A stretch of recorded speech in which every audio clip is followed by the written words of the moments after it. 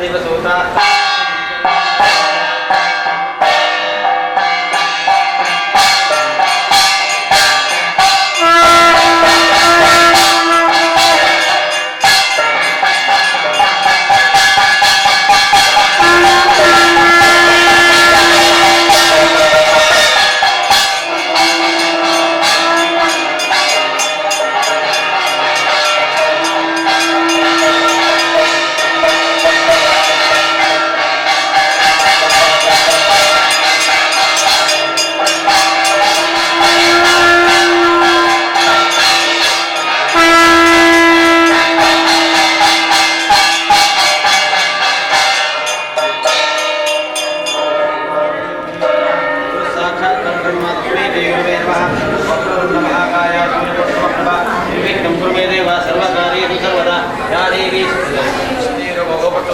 ಹಾಗೆ ಹಾಗೆ ಪ್ರಕಾರ ವಿಶೇಷವಾಗಿ ಆ ವಿದ್ಯಾ ಆರಂಭದ ಕಾಲದಲ್ಲಿ ಬರುವಂತಹ ಎಲ್ಲ ವಿದ್ಯೆಗಳು ನಿವಾರಣೆ ಆಗಬೇಕು. ಅದೇ ರೀತಿಯಾಗಿ ಮಕ್ಕಳಿಂದ ಕಲಿಕಬೇಕಾದ ಮೇಧಾಶಕ್ತಿ ಕ್ರಿಯಾಶಕ್ತಿ ಜ್ಞಾನಶಕ್ತಿ ಪ್ರಾಪ್ತಿ ಆಗಬೇಕು ಹೇಳುವಂಥ ಉದ್ದೇಶವನ್ನು ಯಥಾಶಕ್ತಿಯ ಮಳೆಯಿಂದ ಗಣನೆಗೊಂಡು ಮಹಾಗಣಪತಿ ಸಂಪೂರ್ಣವಾಗಿ ಸ್ವೀಕಾರ ಮಾಡಿಕೊಂಡು ನಿಮಗೆ ನಿಮ್ಮ ಕುಟುಂಬಕ್ಕೆ ಅದೇ ಪ್ರಕಾರ ಇಲ್ಲಿ ವಾಸ ಮಾಡುವಂಥ ಎಲ್ಲ ವಿದ್ಯಾರ್ಥಿಗಳು ಅದೇ ರೀತಿಯ ಅದನ್ನು ನೋಡಿಕೊಳ್ಳುವಂಥ ಎಲ್ಲ ವರ್ಗದವರಿಗೂ ಜವಾಬ್ದಾರಿ ವರ್ಗದವರಿಗೆ ಆ ದೇವರು ಆಯುರಾರೋಗ್ಯ ಐಶ್ವರ್ಯ ಕೊಟ್ಟು ಹೋಗುವಂತೆ ಉತ್ತರೋತ್ತರಾಭಿವೃದ್ಧಿಯಾಗಿ ಮಾಡುವಂಥ ವ್ಯವಹಾರ ಉದ್ಯೋಗಿ ಯಶಸ್ಸು ಸತ್ಕೀರ್ತಿ ಸಂಪತ್ತು ಮಹಾಲಕ್ಷ್ಮೀ ದೇವರ ಅನುಗ್ರಹ ಪ್ರಾಪ್ತಿಯಾಗಿ ಉತ್ತರೋತ್ತರಕ್ಕೆ ಅಭಿವೃದ್ಧಿ ಮಾಡುವಾಗೆ ಮಹಾಗಣಪತಿ ಅನುಗ್ರಹ ಮಾಡಲಿ ಅಂತ ಹೇಳಿಕೊಂಡು ಆ ಮಹಾಮಂಗಲಾರ್ತಿಯ ಪ್ರಸನ್ನ ಕಾಲದಲ್ಲಿ ನಾವೆಲ್ಲರೂ ಮಾಡುವಂತಹ ಪ್ರಾರ್ಥನೆ.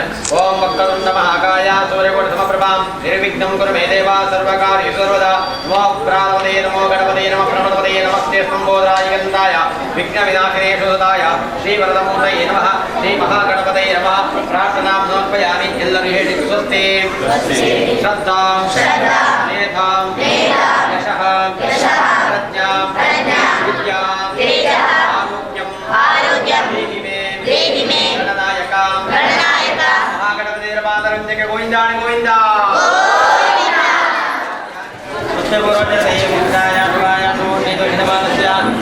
ಕುಟುಂಬಸ್ಯ ಕ್ಷೇಮಸ್ಯ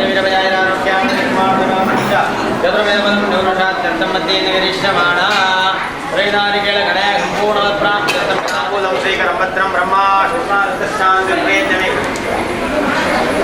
ಶಾಂತಿ ಪ್ರಯತ್ನಮೇ ಅಷ್ಟದ್ರವ್ಯ ಗಣೇಶ ಪ್ರತಿಗಣಾಥೋ ಹಿರಣ್ಯಗರ್ಭಗರ್ಭಸ್ಥಂ ಆವಾಯನ ಶ್ರೀಯೇ ಮಹಾಗಣೇಶ ಸ್ವರೂಪೇ ಬ್ರಾಹ್ಮಣೇಭ್ಯೋ ಗಣನಾಥಾಮಿ. ಓಂ ತಾಂಬೂಲಂ ಸ್ವೀಕರಂ ಭದ್ರಂ ಬ್ರಹ್ಮ.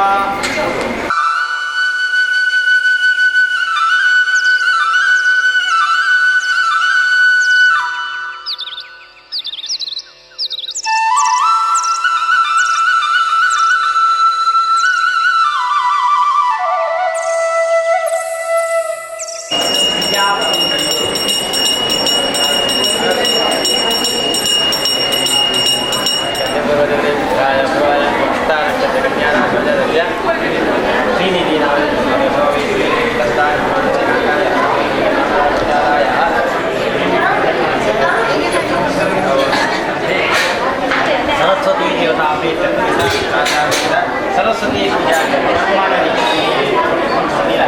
ओम मही देवव्रतम अस्माभ्यं प्रादुष आकलते ओम या तदेव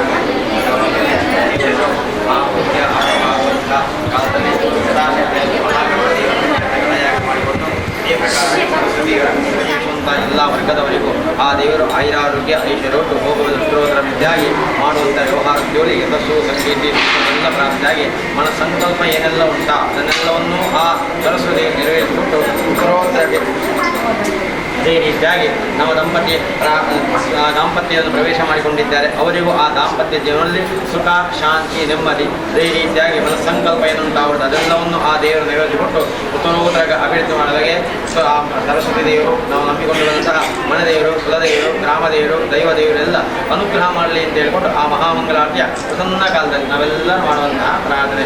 ಸರಸ್ವತಿ ನಮಸ್ತಭ್ಯಂ ಹೃದಯ ಕಾಮರೂಪಿಣೆ ವಿದ್ಯಾರಂಭಂ ಗಣೇಶಾಂ ಸಿದ್ಧಿರ್ಭೂತು ಮೇ ಸದಾ. ಈ ಸರಸ್ವತಿ ದೇವತಾಭ್ಯೋ ನಮಃ ಪ್ರಾರ್ಥನಾ ಸಮರ್ಪಯಾಮಿ. ಸರ್ವದೇವಪಾದವಂತೆ ಗೋವಿಂದಾಣಿ ಗೋವಿಂದ.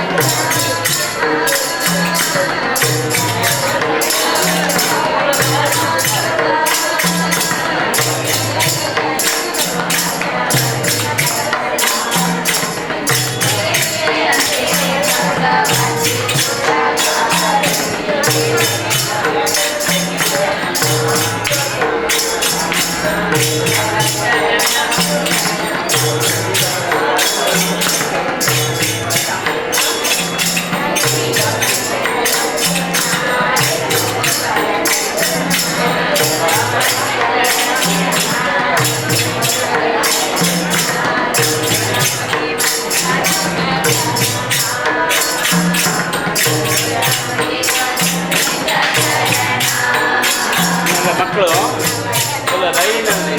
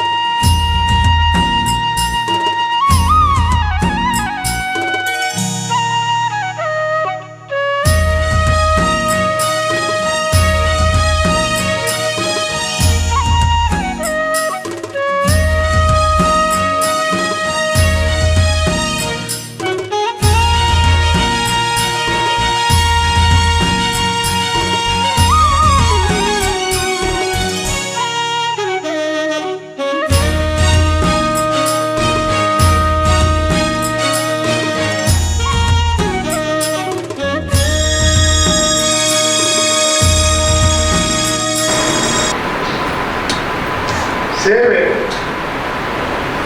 ಯಾವ ರೀತಿ ಒಬ್ಬ ಮನುಷ್ಯ ಮೇಲಕ್ಕೆ ಹೋಗ್ತಾನೋ ಹಾಗೆ ಅವನ ಸೇವೆ ಅಗತ್ಯವು. ಈ ರೀತಿ ಅವರು ಚಪ್ಪಲಿಯನ್ನು ಪಾಲಿಶ್ ಮಾಡಿ ಈ ದೇವಸ್ಥಾನಕ್ಕೆ ಬಂದವರದ್ದು ಮಾಡಬೇಕಾದ್ರೆ ಅವರು ಅಂತಹ ಸೇವೆ, ಅಷ್ಟು ದೊಡ್ಡ ಮನುಷ್ಯ.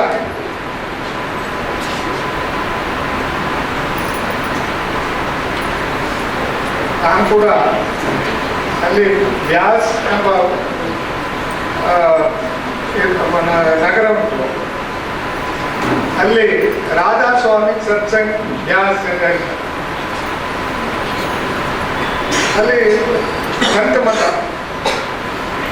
ಅಲ್ಲಿ ಕೂಡ ಒಮ್ಮೊಮ್ಮೆ ಸತ್ಸಂಗ ಆಗ್ತದೆ, ಪ್ರತಿ ದಿವಸ ಸತ್ಸಂಗ ಆಗ್ತದೆ. ಒಂದು ಸಾರಿ ಸತ್ಸಂಗ ಆಗುವಾಗ 7 ಲಕ್ಷ ಜನ ಸೇರ್ತಾರೆ. 7 ಲಕ್ಷ. ನಮ್ಮ ನೆಹರು ಮೈದಾನದಲ್ಲಿ 1 ಲಕ್ಷದ ಕೆಪಾಸಿಟಿ. ಆ 7 ಲಕ್ಷ ಜನರಿಗೆ ಕೆಳಗೆ ಕಾರ್ಪೆಟು ಅಲ್ಲಿ ಅರೇಂಜ್ ಮಾಡಿ ಇಡ್ತಾರೆ, ನೆಲದಲ್ಲಿ ಕೂತ್ಕೊಳ್ಳಿಕ್ಕೆ. ಡಿಸೇಬಲ್ನವರಿಗೆ ಕುರ್ಚಿ ಇಡ್ತಾರೆ. ಡಿಸೇಬಲ್ನವರಿಗೆ ನಡೀಲಿಕ್ಕೆ ಆಗದಿದ್ರೆ ಗಾಡಿಗಳನ್ನು ತಂದು ಸರ್ವಿಸಲು ಸೇವೆ. ಅಲ್ಲಿ ಸಾವಿರಾರು ಅಷ್ಟು ಜನರಿಗೆ ಹೋಗ್ಲಿಕ್ಕೆ ಟಾಯ್ಲೆಟ್ಸ್ ಬೆಳಿಗ್ಗೆ 4 ಗಂಟೆಗೆ ಶುರು ಆಗ್ತದೆ. ರೋಡ್ ಗುಡಿಸ್ಲಿಕ್ಕೆ 400 ಎಕರೆ ಜಾಗ ಉಂಟದು. ಆ 400 ಎಕರೆ ಜಾಗದಲ್ಲಿ ಬೆಳಿಗ್ಗೆ 4 ಗಂಟೆಗೆ ಸೇವೆದಾರರು ಕೋಟ್ಯಾಧಿಪತಿಗಳು ಇದು ರೋಡ್ ಗುಡಿಸ್ಲಿಕ್ಕೆ ನಿಲ್ತಾರೆ, ಟಾಯ್ಲೆಟ್ ಕ್ಲೀನ್ ಮಾಡಲಿಕ್ಕೆ ನಿಲ್ತಾರೆ, ಬಂದವರಿಗೆ ನೀರು ಕೊಡಲಿಕ್ಕೆ ನಿಲ್ತಾರೆ. ಹಾಗೂ 7 ಲಕ್ಷದಲ್ಲಿ ಸಾಧಾರಣ ಒಂದು 6 ಲಕ್ಷ ಜನ ಫ್ರೀ ಊಟ. ಆ ಊಟಕ್ಕೆ ತಯಾರು ಮಾಡಲಿಕ್ಕೆ ಅಲ್ಲಿ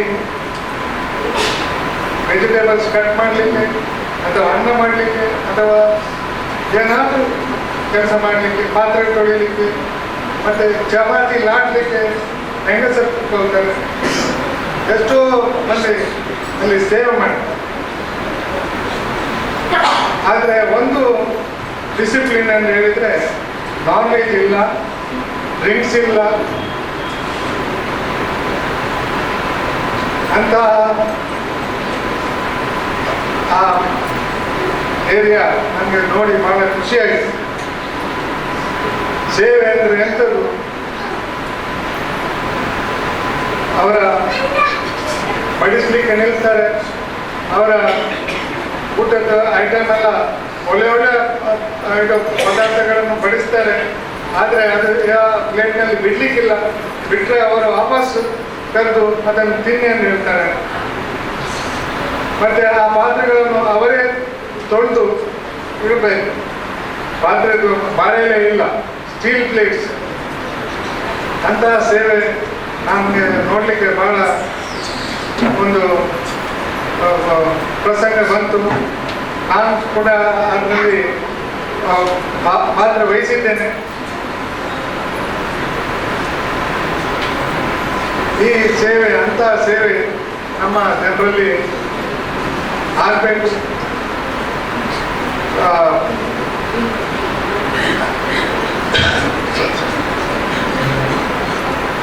ಇನ್ನೊಂದು ಉದಾಹರಣೆ, ಮದರ್ ತೆರೇಸಾ, ಭಾರತ ರತ್ನ. ಅವರು ಹಿಂದೂಸ್ತಾನ್ ಮೋಟರ್ಸ್ ಅಲ್ಲಿ ಜೀಪ್ನಲ್ಲಿ ಹೋಗಿದ್ರು. ಅವರ 4 ಜೀಪಿನ ಟೈರು ಸವೆದಿತ್ತು. ಅಲ್ಲಿ ಹಿಂದೂಸ್ತಾನ್ ಮೋಟರ್ನಲ್ಲಿ ಹೊರಗೆ ಬಂದು ಕಾರ್ ನಿಲ್ಲಿಸಿದ್ರು. ಡ್ರೈವರಿಗೆ ಮ್ಯಾನೇಜರಿಗೆ ಕರೀಲಿಕ್ಕೆ ಹೇಳಿ, ಮ್ಯಾನೇಜರಿಗೆ ಕೂಡಲೇ ಗೊತ್ತಾಯಿತು ಮದರ್ ತೆರೇಸಾ ಬಂದಿದ್ದಾರೆ ಅಂತೇಳಿ. ಅವರನ್ನು ಒಳಗೆ ಕರ್ಕೊಂಡು ಹೋದ್ರು. ಕರ್ಕೊಂಡು ಹೋಗಿ ಕೂತ್ಕೊಳ್ಳಿಸಿದ್ರು. ಕಾಫಿ ಆಫರ್ ಮಾಡಿ. ಆವಾಗ ಮದರ್ ಹೇಳಿದ್ರು, ನನಗೆ ಕಾಫಿ ಬೇಡ, ನನ್ನ ಜೀಪಿನ ಟೈರ್ ಸವೆದು ಹೋಗಿದೆ,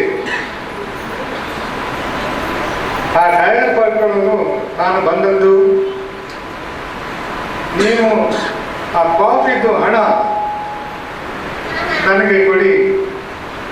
ಅದು ನಮ್ಮ ಆಶ್ರಮದಲ್ಲಿ ಹಲವಾರು ಮಕ್ಕಳು ಇದ್ದಾರೆ, ಬಡವರು. ಅವರಿಗೋಸ್ಕರ ನಾನು ಇಲ್ಲಿ ಬಂದಿದ್ದೇನೆ. ಎಂಥ ಮಾತುಗಳು! ಅವರ ಸೇವೆ ನನ್ನ ಗುರುತಿಸಿ ಭಾರತ ಸರ್ಕಾರ ಅವರಿಗೆ ಭಾರತ ರತ್ನ ಕೊಟ್ಟಿದೆ. ಇಂತಹ ಸೇವೆ ನಮ್ಮ ಡಾಕ್ಟರ್ ಅನಂತ ಕೃಷ್ಣ ಬಂತು ಮತ್ತು ಅವರ ಪತ್ನಿಯರು ಹಾಗೂ ಇನ್ನಿತರ ಹಿರಿಯರು, ಶ್ರೀಧರ್ ಭಟ್ಮಾವರು ನಮಗೆಲ್ಲರಿಗೂ ನಮ್ಮ ಸರಸ್ವತಿ ಪೂಜೆಯನ್ನು ಮಾಡಿ ನಾವೆಲ್ಲ ಆಶೀರ್ವಾದವನ್ನು ಪಡೆದುಕೊಂಡಿದ್ದೇವೆ. ಅವರ ಮದುವಿನ ಮಿಸಸ್ ನಮ್ಮ ಕಾಲೇಜಿನಲ್ಲಿ ಪ್ರಿನ್ಸಿಪಾಲ್ ಆಗಿದ್ದರು. ಸರ್ವಿಸ್ನಲ್ಲಿ ಇರುವಾಗ ದುರ್ದೈವ ಅವರು ಈ ಲೋಕವನ್ನು ತ್ಯಜಿಸಿದರು.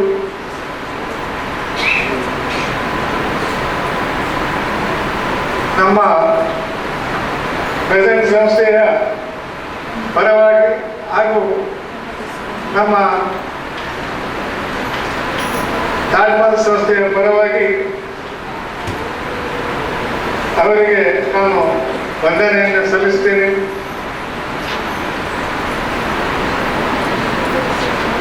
ನನಗೆ ಇವತ್ತು ಶಿಕಾರಿಪುರ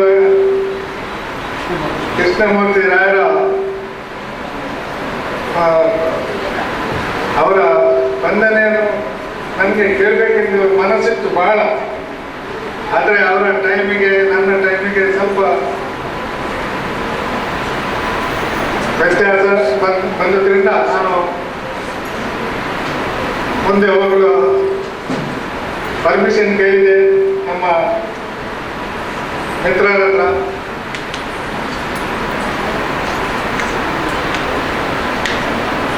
ನಮ್ಮಿಂದ ಏನಾದರೂ ಸಹಾಯ ನಿಮಗೆ ಬೇಕಾದರೆ ಮಕ್ಕಳಿಗೆ ವಿದ್ಯಾಭ್ಯಾಸಕ್ಕೋಸ್ಕರ ಅವರಿಗೆ ಕಾಲೇಜಿನಲ್ಲಿ ಫ್ರೀ ಕೊಡ್ತೇನೆ.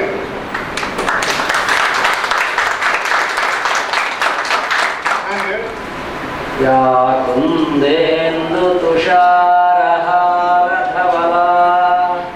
ಯಾ ಶುಭ್ರವಸ್ತ್ರಾನ್ವಿತಾ ಯಾ ವೀಣಾವರದಂಡಮಂಡಿತಕರ ಯಾ ಶ್ವೇತಪದ್ಮಾಸನಾ ಯಾ ಬ್ರಹ್ಮಾಚ್ಯುತ ಶಂಕರ ಪ್ರಭೃತಿಭಿಃ ದೇವೈಃ ಸದಾ ಪೂಜಿತಾ सा मां पातु सरस्वती भगवती ನಿಶೇಷಜಾಡ್ಯಾಪಾ ಅಂತ ನಾವು ಸರಸ್ವತಿಯ ವಂದನೆ ಮಾಡಿ ಕಲಿಲಿಕ್ಕೆ ಶುರು ಮಾಡ್ತೀವಿ.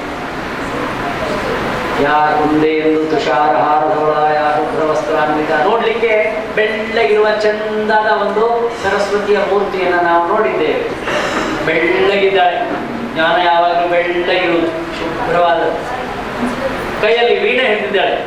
ಯಾ ವೀಣಾವರದಂಡ ಮಂಡಿತಕರ. ವೀಣೆ ಸಂಗೀತದ ದೊಡ್ಡ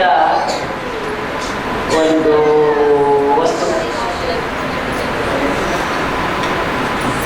ಯಾರಿಗೆ ಮನಸ್ಸಿನಲ್ಲಿ ಚಿಂತನೆ ಭಾವನೆ ಇದೆ, ಅದು ಹೊರಗೆ ಬರುವಾಗ ಅದು ಸಂಗೀತಮಯವಾಗಿ ಬಂದರೆ ಅದು ಸರಸ್ವತಿಯ ಪ್ರಸಾದದಿಂದ ಅಂತ ಹೇಳ್ತೇವೆ. ವೀಣಾ ಎಂಬುದು ಅಷ್ಟು ದೊಡ್ಡದಾದ ಒಂದು ವಾದ್ಯ. ಎಷ್ಟು ಸುಂದರವಾದಂಥ ಶಬ್ದಶಕ್ತಿ ಇರತಕ್ಕಂಥ ವಿಶೇಷವಾದ ಅದು ಇವಳ ಕೈಯಲ್ಲಿದೆ. ಬ್ರಹ್ಮ, ಅಚ್ಯುತ, ಶಂಕರ, ಬ್ರಹ್ಮ, ವಿಷ್ಣು, ಮಹೇಶ್ವರ ಮೂರೂ ಜನರು ಕೂಡ ಅವರ ಕೆಲಸ ಶುರು ಮಾಡುವ ಮೊದಲು ಸರಸ್ವತಿಗೆ ನಮಸ್ಕಾರ ಮಾಡಿ ಆಮೇಲೆ ಕೆಲಸ ಶುರು ಮಾಡ್ತಾರೆ. ಬ್ರಹ್ಮನಿಗೆ ಕೆಲಸ ಸೃಷ್ಟಿ ಮಾಡುವುದು. ವಿಷ್ಣುವಿಗೆ ಕೆಲಸ ಆ ಸೃಷ್ಟಿ ಮಾಡಿದ್ದನ್ನು ಪಾಲನೆ ಮಾಡೋದು. ಶಿವನಿಗೆ ಏನು ಕೆಲಸ? ಅದು ಬೇಡ ಬೆಲೆ ಕಳಿಸಿ ಸ್ವಲ್ಪ ಜಾಗ ಖಾಲಿ ಮಾಡಿ ಮತ್ತೆ ಬರೋರಿಗೆ ಜಾಗ ಮಾಡೋದು. ಈ ಮೂರೂ ಜನ ತಮ್ಮ ತಮ್ಮ ಕೆಲಸವನ್ನ ಮಾಡಬೇಕಾದ್ರೆ ಅವರು ಸರಸ್ವತಿಯನ್ನ ಬೇಡ್ತಾರೆ ಅಂತ ಈ ಶ್ಲೋಕ ಇದೆ. ಇಲ್ಲಿ ಸರಸ್ವತಿಯನ್ನು ಮಕ್ಕಳು ನೀವೆಲ್ಲ ಪೂಜೆ ಇವತ್ತು ಮಾಡಿದ್ದೀರಿ, ಇಡೀ ವರ್ಷ ನಮ್ಗೆ ಒಳ್ಳೆದಾಗಲಿ ಅಂತ ಕೇಳ್ತಾ ಇದ್ದಾರೆ. ಈ ತರ ಮಕ್ಕಳನ್ನ ಇಲ್ಲಿ ತಂದು ಹಾಕಿ ಇಷ್ಟು ದೊಡ್ಡ ಸಂಸ್ಥೆಯನ್ನ ಕಟ್ಟಿದ ಮಹಾಪುರುಷರ ಶತಮಾನೋತ್ಸವ ಇದೆ. PM ಶೆಣೈಯವರ ಶತಮಾನೋತ್ಸವ. PM ಶೆಣೈಯವರ ಕಂಡವರು ಇರ್ಲಿಕ್ಕಿಲ್ಲ ಈ ಕೆಲವರೆಲ್ಲ. ನಾವೆಲ್ಲ ವಿಶ್ವ ಹಿಂದೂನಲ್ಲಿ ಅವರ ಜೊತೆಗೆ ಕೆಲಸ ಮಾಡಿದ್ವಿ. ಉಜಿರೆಯ ಸಮ್ಮೇಳನದಲ್ಲಿ ಅವರ ಜೊತೆಗೇ ಇದ್ದದ್ದು. ಬಹಳ ಅಪರೂಪದ ಒಬ್ಬ ಮನುಷ್ಯ, ಬಹಳ ಅಪರೂಪದ ಮನುಷ್ಯ. ಅವರ ಸ್ಮರಣೆ ಮಾಡ್ಕೊಳ್ಬೇಕು ಒಳ್ಳೆ ಸಮಯದಲ್ಲಿ. ಬಹಳ ಅಪರೂಪದ ಮನುಷ್ಯ. ತಾವು ದುಡಿದ ಸಂಪತ್ತಿನ ಒಂದು ಭಾಗವನ್ನ ಸಮಾಜಕ್ಕೆ ಕೊಡ್ಬೇಕನ್ನುವಂತ ಒಂದು ತೀರ್ಮಾನ. ಹಾಗಾಗಿ ಅವರು ಕಷ್ಟಪಟ್ಟು ದುಡಿದ ಈ ಜಾಗವನ್ನು ಒಂದು ಟ್ರಸ್ಟ್ ಮಾಡಿ ಇದಕ್ಕೆ ಮಕ್ಕಳಿಗೆ ಬಾಲ ಸಂರಕ್ಷಣಾ ಇದಕ್ಕೆ ಕೊಟ್ಟಿದ್ದಾರೆ. ಎಷ್ಟು ದೊಡ್ಡ ಪುಣ್ಯವಂತ. ಹಾಗಾಗಿ ಅವರನ್ನ ಇವತ್ತು ಸ್ಮರಣೆ ಮಾಡ್ತಾರೆ. ಇನ್ನು ಕಂಡಪಟ್ಟ ಜನ ಸತ್ತು ಹೋಗ್ತಾರೆ. ಅವರ ಶತಮಾನೋತ್ಸವ ಅಲ್ಲ, ವಾರ್ಷಿಕ ತಿಥಿಯನ್ನು ಸರಿ ಮಾಡುದಿಲ್ಲ. ಇವರದ್ದನ್ನ ನೆನಪು ಮಾಡ್ಕೊಳ್ತೇವೆ. ಯಾಕೆ ಅವ್ರು ಮಾಡಿದ ಪುಣ್ಯ ಕಾರ್ಯ ಈ ಕ್ಷಣ ಅವರು ಇವತ್ತು ಮ್ಯಾನ್ ವಿಷನ್. ಸನಾತನ ಸಂಸ್ಕೃತಿ ಭಾರತದ್ದೇನಿದೆ ಅದರ ಆಧಾರದ ಮೇಲೆ ದೇಶ ಕಟ್ಟಬೇಕನ್ನುವ ಬಗ್ಗೆ ಆಗ್ರಹ ಇದ್ದಂತ ಕಾರಣ ಅವರು ವಿಶ್ವ ಹಿಂದೂ ಪರಿಷತ್ತನ್ನು ಸೇರಿ ಅದರ ಮೂಲಕ ನಮ್ಮ ಹಿಂದೂಗಳನ್ನ ಇನ್ನಷ್ಟು ಗಟ್ಟಿ ಹಿಂದೂಗಳನ್ನ ಮಾಡಲಿಕ್ಕೆ ಹಲವು ಕಾರ್ಯಕ್ರಮಗಳ ನಡುವೆ ನಮ್ಮ ಸಮಾಜಕ್ಕೊಂದು ಒಂದು ನಾಚಿಕೆಗೇಡಿನ ಕೆಲಸ, ನಮ್ಮ ಮಕ್ಕಳನ್ನ ನಾವು ಬೀದಿಗೆ ಬಿಸಾಡಿದೆ. ಆ ಮಕ್ಕಳನ್ನೆಲ್ಲ ಕೂಡಿಸಿ ಆ ಮಕ್ಕಳಿಗೆ ಆಶ್ರಯದಾರವಾದ ಇಷ್ಟು ದೊಡ್ಡ ಸಂಸ್ಥೆಯನ್ನು ಕಟ್ಟಿದ ಮಹಾಪುರುಷನಿಗೆ ಮೊದಲನೇ ನಮಸ್ಕಾರ. ಎರಡನೇ ನಮಸ್ಕಾರ one person one point programme ಅನ್ನೋ ತರಹ ನಾನೇ ಕಂಡ ಹಾಗೆ 40 ವರ್ಷಗಳಿಂದ 45 ವರ್ಷಗಳಿಂದ ಶ್ರೀ ಪ್ರೊಫೆಸರ್ ಡಾಕ್ಟರ್ ಅನಂತಕೃಷ್ಣ ಭಟ್ರು 1 ಪಾಯಿಂಟ್ ಪ್ರೋಗ್ರಾಮ್ ಎಲ್ಲಿ ಹೋದ್ರೂ ಕೂಡ ಅವರ ಗಮನದಲ್ಲಿ ಆಶ್ರಮ, ಬಾಲ ಸಂರಕ್ಷಣಾ ಆಶ್ರಮ ಇದರ ಹಿತವೇ. ಅದಕ್ಕೆ ಬೇಕಾಗಿ ಎಲ್ಲಿ ಹೋದ್ರು ಕೂಡ ಯಾರಿಂದ ಏನು ಸಂಪಾದನೆ ಮಾಡಬೇಕು, ಇಲ್ಲಿಗೆ ತಂದು ಜೋಡಿಸ್ಬೇಕು, ಇಲ್ಲಿಯ ಮಕ್ಕಳನ್ನ ಹೇಗೆ ಬೆಳೆಸಬೇಕು, ಈ ರೀತಿ 1 ಪಾಯಿಂಟ್ ಪ್ರೋಗ್ರಾಮ್ನಿಂದ ಸುಮಾರು ಮಕ್ಕಳನ್ನು ಬೆಳೆಸಿ ಸಂಸ್ಕಾರವಂತರನ್ನ ಮಾಡಿ ಅವರ ಬದುಕಿಗೆ ಒಂದು ಬೆಳಕನ್ನು ಕೊಟ್ಟು ಅವರಿಗೆ ಒಂದು ಜೀವನ ರೂಢಿಸಿಕೊಟ್ಟಂತಹ ಮಹಾತಂದೆ ಮಹಾಪಿತೃ ಶ್ರೀ ಅನಂತಕೃಷ್ಣ ಭಟ್ರ ಸನ್ನಿಧಿಗೆ ವಿಶೇಷವಾದ ನನ್ನ ವಂದನೆಗಳು. ದೇವರು ಮೆಚ್ಚುವಂತಹ ಜನ್ಮ ಸಾರ್ಥಕವಾದ ಒಂದು ಕೆಲಸವನ್ನು ನಾವು ಮಾಡಿದ್ದೀವಿ. ಅವರಿಗೆ ಇಷ್ಟೊಂದು ಬೆಂಬಲ ಕೊಟ್ಟ ಅವರ ನಮ್ಮ ಪತ್ನಿಯವರು ನಮಗೆಲ್ಲ ತುಂಬಾ ಪರಿಚಿತರು, ಅವರ ಮಕ್ಕಳು ಎಲ್ಲ ಪರಿಚಿತರು. ಅವರ ಪತ್ನಿಯವರು ಕೂಡ ತುಂಬ ಸಪೋರ್ಟ್ ಮಾಡ್ತಾ ಇದ್ದಾರೆ. ನಮ್ಮ ಕುಟುಂಬಕ್ಕೆ ಭಗವಂತನ ವಿಶೇಷವಾದ ಅನುಗ್ರಹವನ್ನು ನಾನು ಈ ಸಂದರ್ಭದಲ್ಲಿ ಪ್ರಾರ್ಥಿಸ್ತೇನೆ. ಈ ಎರಡು ಮೆಚ್ಚುಗೆ ಮಾತಾಡದೇ ಇದ್ರೆ ನಾನು ಬಂದದ್ದು ವ್ಯರ್ಥ. ಇಲ್ಲಿ ಬಂದದ್ದು ಅದಕ್ಕೋಸ್ಕರವಾಗಿರುತ್ತೆ, ಈ ಸಂದರ್ಭ ಸಿಗೋದಿಲ್ಲ. ಅದನ್ನ ನೋಡಿದಾಗ ನಮಗೂ ಒಂದ್ಸಲ ಅನ್ಸುತ್ತೆ, ಅದು ಸರಿ BM ಕ್ಷಣವ್ರು ಮಾಡಿದ್ರು, BA ಭಟ್ರು ಮಾಡ್ತಾ ಇದ್ದಾರೆ, ನಾನೆಂತ ಮಾಡ್ತಾ ಇದ್ದೇನೆ ಅಂತ ಎಲ್ಲರೂ ಯೋಚನೆ ಮಾಡುವಾಗ ಇಲ್ಲಿರ್ತಕ್ಕಂಥ ಈ 4-6 ಮಂದಿ ಅವ್ರ ಹಿಂದೆ ಸಪೋರ್ಟಿಗೆ ಇರ್ತಕ್ಕಂಥವ್ರು ಈ ಕೆಲಸ ಎಲ್ಲ ತುಂಬ ಮಾಡ್ತಾ ಇದ್ದಾರೆ. ಹಾಗಾಗಿ ಈ ಸಂಸ್ಥೆಯನ್ನು ಕಟ್ಟಿ ಬೆಳೆಸ್ತಾ ಇರುವಲ್ಲಿ ತೊಡಗಿರ್ತಕ್ಕಂಥ ಎಲ್ಲರಿಗೂ ಕೂಡ ವಿಶೇಷವಾದ ವಂದನೆಗಳನ್ನು ಈ ಸಂದರ್ಭದಲ್ಲಿ ಹೇಳ್ತಾ, ಇದು ಸಮಾಜ, ಸೊಸೈಟಿ ಗ್ರೇಟ್ ಮಾಡ್ತೀವಿ, ಸಮಾಜ ನಮಗೆ ಗ್ರೇಟ್ ಮಾಡಿ, ಇದು ಸಮಾಜ ಹೊಂದಿಸ್ತದ ಇಲ್ವಾ ನೀವೇನು ಕೇರ್ ಮಾಡೋದಿಲ್ಲ. ಇದು ನನ್ನ ಜನ್ಮ ಸಾರ್ಥಕ್ಯಕ್ಕೆ ಬೇಕಾದ ಒಂದು ಕರ್ಮ ಅನ್ನೋ ರೀತಿಯಲ್ಲಿ ಇದನ್ನು ನೀವು ಮಾಡ್ತಾ ಇದ್ದೀರಿ. ಭಗವಂತ ನಿಮಗೆ ಒಳ್ಳೆಯದು ಮಾಡಿ. ವಿದ್ಯೆಯನ್ನು ಕಲಿಯಲಿಕ್ಕೆ ಆಗುವುದಿಲ್ಲ. ಅದಕ್ಕೆ ವಿದ್ಯೆಯನ್ನು ಕೊಡುವ ಮೊದಲು ಗುರುಗಳು ಶಿಷ್ಯರಿಗೆ ಹೇಳ್ತಾರೆ, ನಚೋರ ಹಾರ್ಯಂ, ಕಳ್ಳ ನೀನು ಈ ವಿದ್ಯೆ ಎಂಬ ಸಂಪತ್ತನ್ನ ಕೂಡಿಸಿದ್ರೆ ಯಾರು ಕತ್ಕೊಂಡು ಹೋಗಕ್ಕಾಗಲ್ಲ, ಯಾರು ಕದಿಲಿಕ್ಕೆ ಆಗುವುದಿಲ್ಲ. ನಚರಾಜ ಹಾರ್ಯಂ, ಈ ತುಂಬಾ ಹಣ ಇದ್ರೆ ರಾಜರು ಅಂದ್ರೆ ಮಿನಿಸ್ಟರು, ಸರ್ಕಾರ ಟ್ಯಾಕ್ಸ್ ಕೊಡು ಅಂತ ಹೇಳಿ ಅವರಿಗೆ ಟ್ಯಾಕ್ಸ್ ಕೊಡ್ಬೇಕಾಗತ್ತೆ. ಮತ್ತೆ ಸ್ವಲ್ಪ ಕೊಡದೇ ಇದ್ರೆ ಇದ್ದದ್ದೆಲ್ಲ ತಗೊಂಡು ಹೋಗ್ಬಿಡ್ತಾರೆ ಪೂರ್ತಿ. ಇದು ನೀನು ನಿನ್ನ ಸಂಬಳಕ್ಕೆ ಮೀರಿದ ಸಂಪತ್ತು ಅಂತೇಳಿ ಒಟ್ಟು ತಗೊಂಡ್ಬಿಡ್ತಾರೆ. ಹಾಗಾಗಿ ಹಣ ಇದ್ರೆ ಕದ್ಕೊಂಡು ಹೋಗ್ತಾರೆ, ಕಳ್ಳರು ತಗೊಂಡು ಹೋಗ್ತಾರೆ, ಸರ್ಕಾರ ತಗೊಳ್ತದೆ. ಸಂಪತ್ತು ಇದ್ರೆ, ಜಮೀನಿದ್ರೆ, ಮನೆ ಇದ್ರೆ, ಭ್ರಾತೃಭಾಜ್ಯ, ಅಣ್ಣ ತಮ್ಮಂದ್ರೆಲ್ಲರೂ ನನಗಿಷ್ಟು ಅಂತ ಹಂಚಿಕೊಡ್ತಾರೆ. ಹಾಗಾಗಿ ವಿದ್ಯೆ ಇದ್ರೆ ಅದನ್ನ ಯಾರು ಹಂಚಿಕೊಳ್ಳಕ್ಕೆ ಬರುವುದಿಲ್ಲ. ನ ಭ್ರಾತೃಭ್ರಾಜ್ಯಂ ಇತ್ಯಾದಿ ಬರ್ತಾ ಅದರಲ್ಲಿ ಇನ್ನೊಂದು ಹೇಳ್ತಾರೆ. ಹಾಗಾದ್ರೆ ನನ್ನ ಹತ್ರ ಹಣ ಇದೆ, 100 ರೂಪಾಯಿ ಇದ್ರೆ ನಾನು ತಾಜ್ ಮಹಲ್ ಹೋಗಿ 2 ದೋಸೆ ತಿಂದ್ರೆ 10 ರೂಪಾಯಿ ಉಳಿತದೆ, ಖರ್ಚಾಯ್ತು. ಮತ್ತೇನಾದ್ರು ಮಾಡಿ ಹೋಯ್ತು, ಖರ್ಚಾಯ್ತು. ಹಣ ಖರ್ಚಾಗ್ತದೆ. ಆದ್ರೆ ಈ ವಿದ್ಯೆ ಕೂಡಿಸ್ಕೊಂಡ್ರೆ ಖರ್ಚಾಗುದಿಲ್ಲ ಅಲ್ವಾ? ಯಾರಿಗಾದ್ರೂ ಕೊಟ್ರೆ ಏನಾಗ್ತದೆ? ಹಣ ಕೊಟ್ರೆ ನನ್ನಲ್ಲಿ ಕಡಿಮೆ ಆಗ್ತದೆ. 100 ರೂಪಾಯಿ ಇದ್ರೆ ನಾನು ಇವಳಿಗೆ 50 ರೂಪಾಯಿ ಕೊಟ್ರೆ ನಂಗೆ 50 ರೂಪಾಯಿ ಹೊಡೆಯುದು. ಆದ್ರೆ ವಿದ್ಯೆ ಇದ್ರೆ ನನ್ನ ಹತ್ರ ಯಾರ್ಯಾರು ಕೊಟ್ರೆ ಏನಾಗ್ತದೆ? ವ್ಯಯೇ ಕೃತೆ ವರ್ಧತಯೇವ ನಿತ್ಯಂ. ಖರ್ಚು ಮಾಡಿದಷ್ಟು ಜಾಸ್ತಿ ಆಗುತ್ತೆ.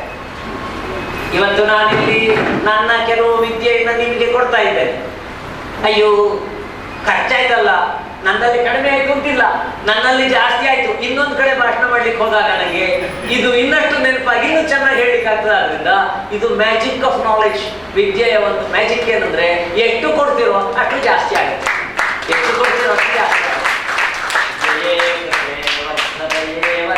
ಆದ್ರಿಂದ ವಿದ್ಯಾಧನಂ ಸರ್ವಧನ ಪ್ರಧಾನಂ. ಎಲ್ಲ ಸಂಪತ್ತುಗಳ ಮಧ್ಯೆ ಅತಿ ದೊಡ್ಡ ಸಂಪತ್ತು ಯಾವುದು? ವಿದ್ಯಾ ಸಂಪತ್ತು. ವಿದ್ಯಾ ಸಂಪತ್ತು, ವಿದ್ಯಾ ಸಂಪತ್ತು. ಧನ ಸಂಪತ್ತು ಒಂದು ಸಂಪತ್ತು. ಇನ್ನು ರೂಪ ಸಂಪತ್ತು. ಕೆಲವು ನಾನು ಭಾರಿ ಸುಂದರಿಯಾಗಿದ್ದೇನೆ, ನಾನು ಬಹಳ ಸುಂದರವಾಗಿದ್ದೇನೆ. ಶರೀರ ಸಂಪತ್ತು, ಇದು ಸಂಪತ್ತು, ಶಕ್ತಿ.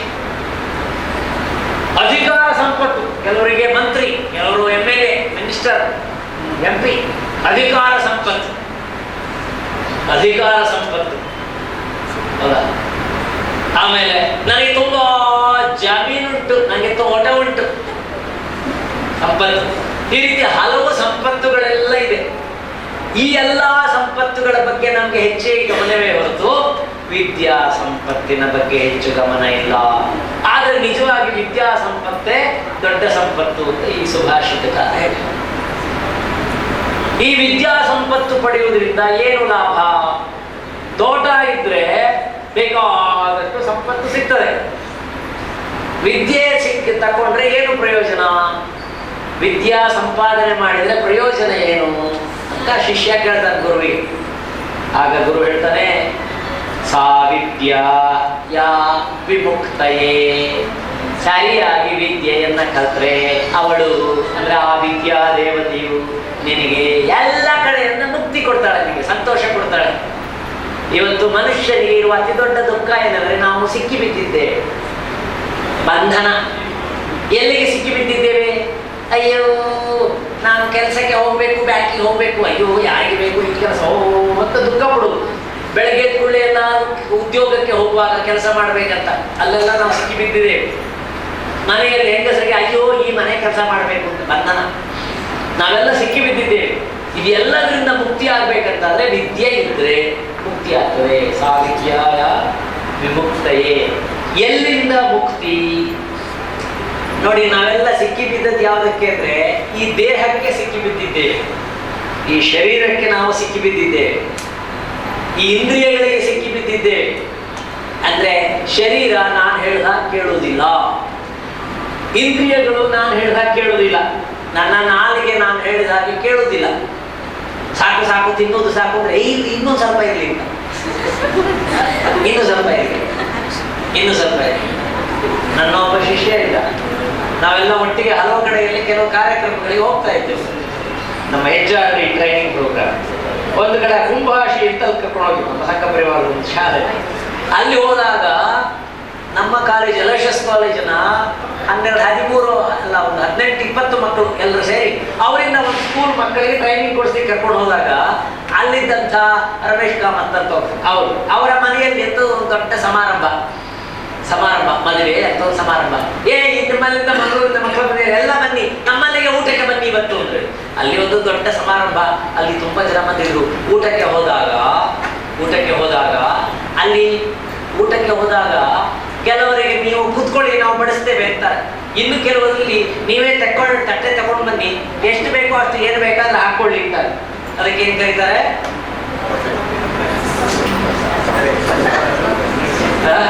ಭಿಕ್ಷಾ ವ್ಯವಸ್ಥೆ. ಆ ವ್ಯವಸ್ಥೆ ಅಲ್ಲಿದ್ದಾದ್ರಿಂದ ನಮ್ಮ ಮಕ್ಕಳಿಗೆಲ್ಲ ಖುಷಿ. ಯಾಕಂದ್ರೆ ಮತ್ತೊಬ್ಬರು ಬಡಿಸ್ತಾರೆ ಅಂದ್ರೆ ಸ್ವಲ್ಪ ಬಡಿಸ್ಬೋದು, ನಾವೇ ತಕೊಳ್ಳೋದು ಅಂದ್ರೆ ಕಣ್ಣಬಿಟ್ಟ ತಕೊಳ್ಳೋದು. ನಮ್ಮಲ್ಲೊಬ್ಬಿದ್ದ ಗಣೇಶ ಬೈರಪ್ಪ, ಅವನಿಗೆ ಸಿಹಿ ತಿನ್ನುವುದು ಅಂದ್ರೆ ಭಾರಿ ಆಸೆ. ಮಾತ್ರೆ ಈ ನನ್ನ ಮಗನಿಗೆ ಸ್ವಲ್ಪ ಕಂಟ್ರೋಲ್ ಮಾಡಬೇಕು ಅಂತೆಲ್ಲ ಅವ್ರ ಅಮ್ಮ ಹೇಳಿ ಕಳಿಸ್ತಿದ್ರು. ಅಲ್ಲಿ ಹೋದಾಗ ಎಂತ ಮಾಡಿದ್ರು, ಜಿಲೇಬಿ ಮಾಡಿದ್ರು. ಜಿಲೇಬಿ ರಾಶಿ ರಾಶಿ ದೊಡ್ಡ ದೊಡ್ಡದಾಗಿ ಚಂದ ಮಾಡಿ ಹೀಗಿಟ್ಟಿದ್ರು. ಈ ಹೋಟೆಲ್ ಇರ್ತಾರೆ, ಚಂದ ಮಾಡಿಟ್ಟಿದ್ರು. ಅವನಿಗೆ ಅವನ ಫ್ರೆಂಡ್ಸ್ ಎಲ್ಲ ಹೇಳಿದ್ರು, ನೋಡು 2 ಹೆಚ್ಚು ಅಂದ್ರೆ 3 ಜಾಸ್ತಿ ಇಲ್ಲ. ಅವ ಆಚೀಚೆ ನೋಡಿದ ಯಾರು ಇಲ್ಲ ಅಂತ ಹೇಳಿ ಎಣಿಸ್ಲಿಲ್ಲ, ಹೀಗೆ ಹಾಕೊಂಡು ತಿಂದ. ನಾಲಿಗೆ ಮೇಲೆ ಕಂಟ್ರೋಲ್ ಇಲ್ಲದ ಕಾರಣ 4 ತಿನ್ನಬೇಕಾದ ಜಿಲೇಬಿಯನ್ನು ಅವ ಅವತ್ತು 40 ತಿಂದು ಮಾರನೇ ದಿವಸ ಬೆಳಗ್ಗೆ ಏನು ಕತೆ ಅಂತ ನಿಮ್ಗೆಲ್ಲ ಅರ್ಥ ಆಯ್ತು. ಹೋಗುದು ಬರುದು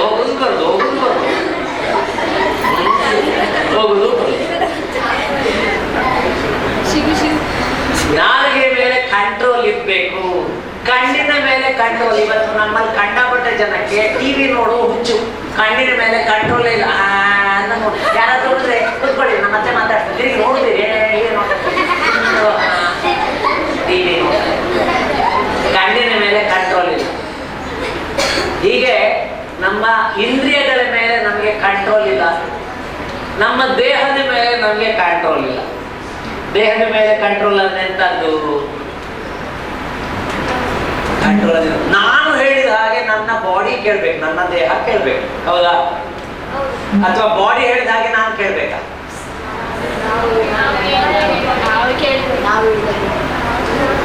ಡ್ರೈವರ್ ಹೇಳಿದ ಹಾಗೆ ಕಾರು ಕೇಳ್ಬೇಕಾ?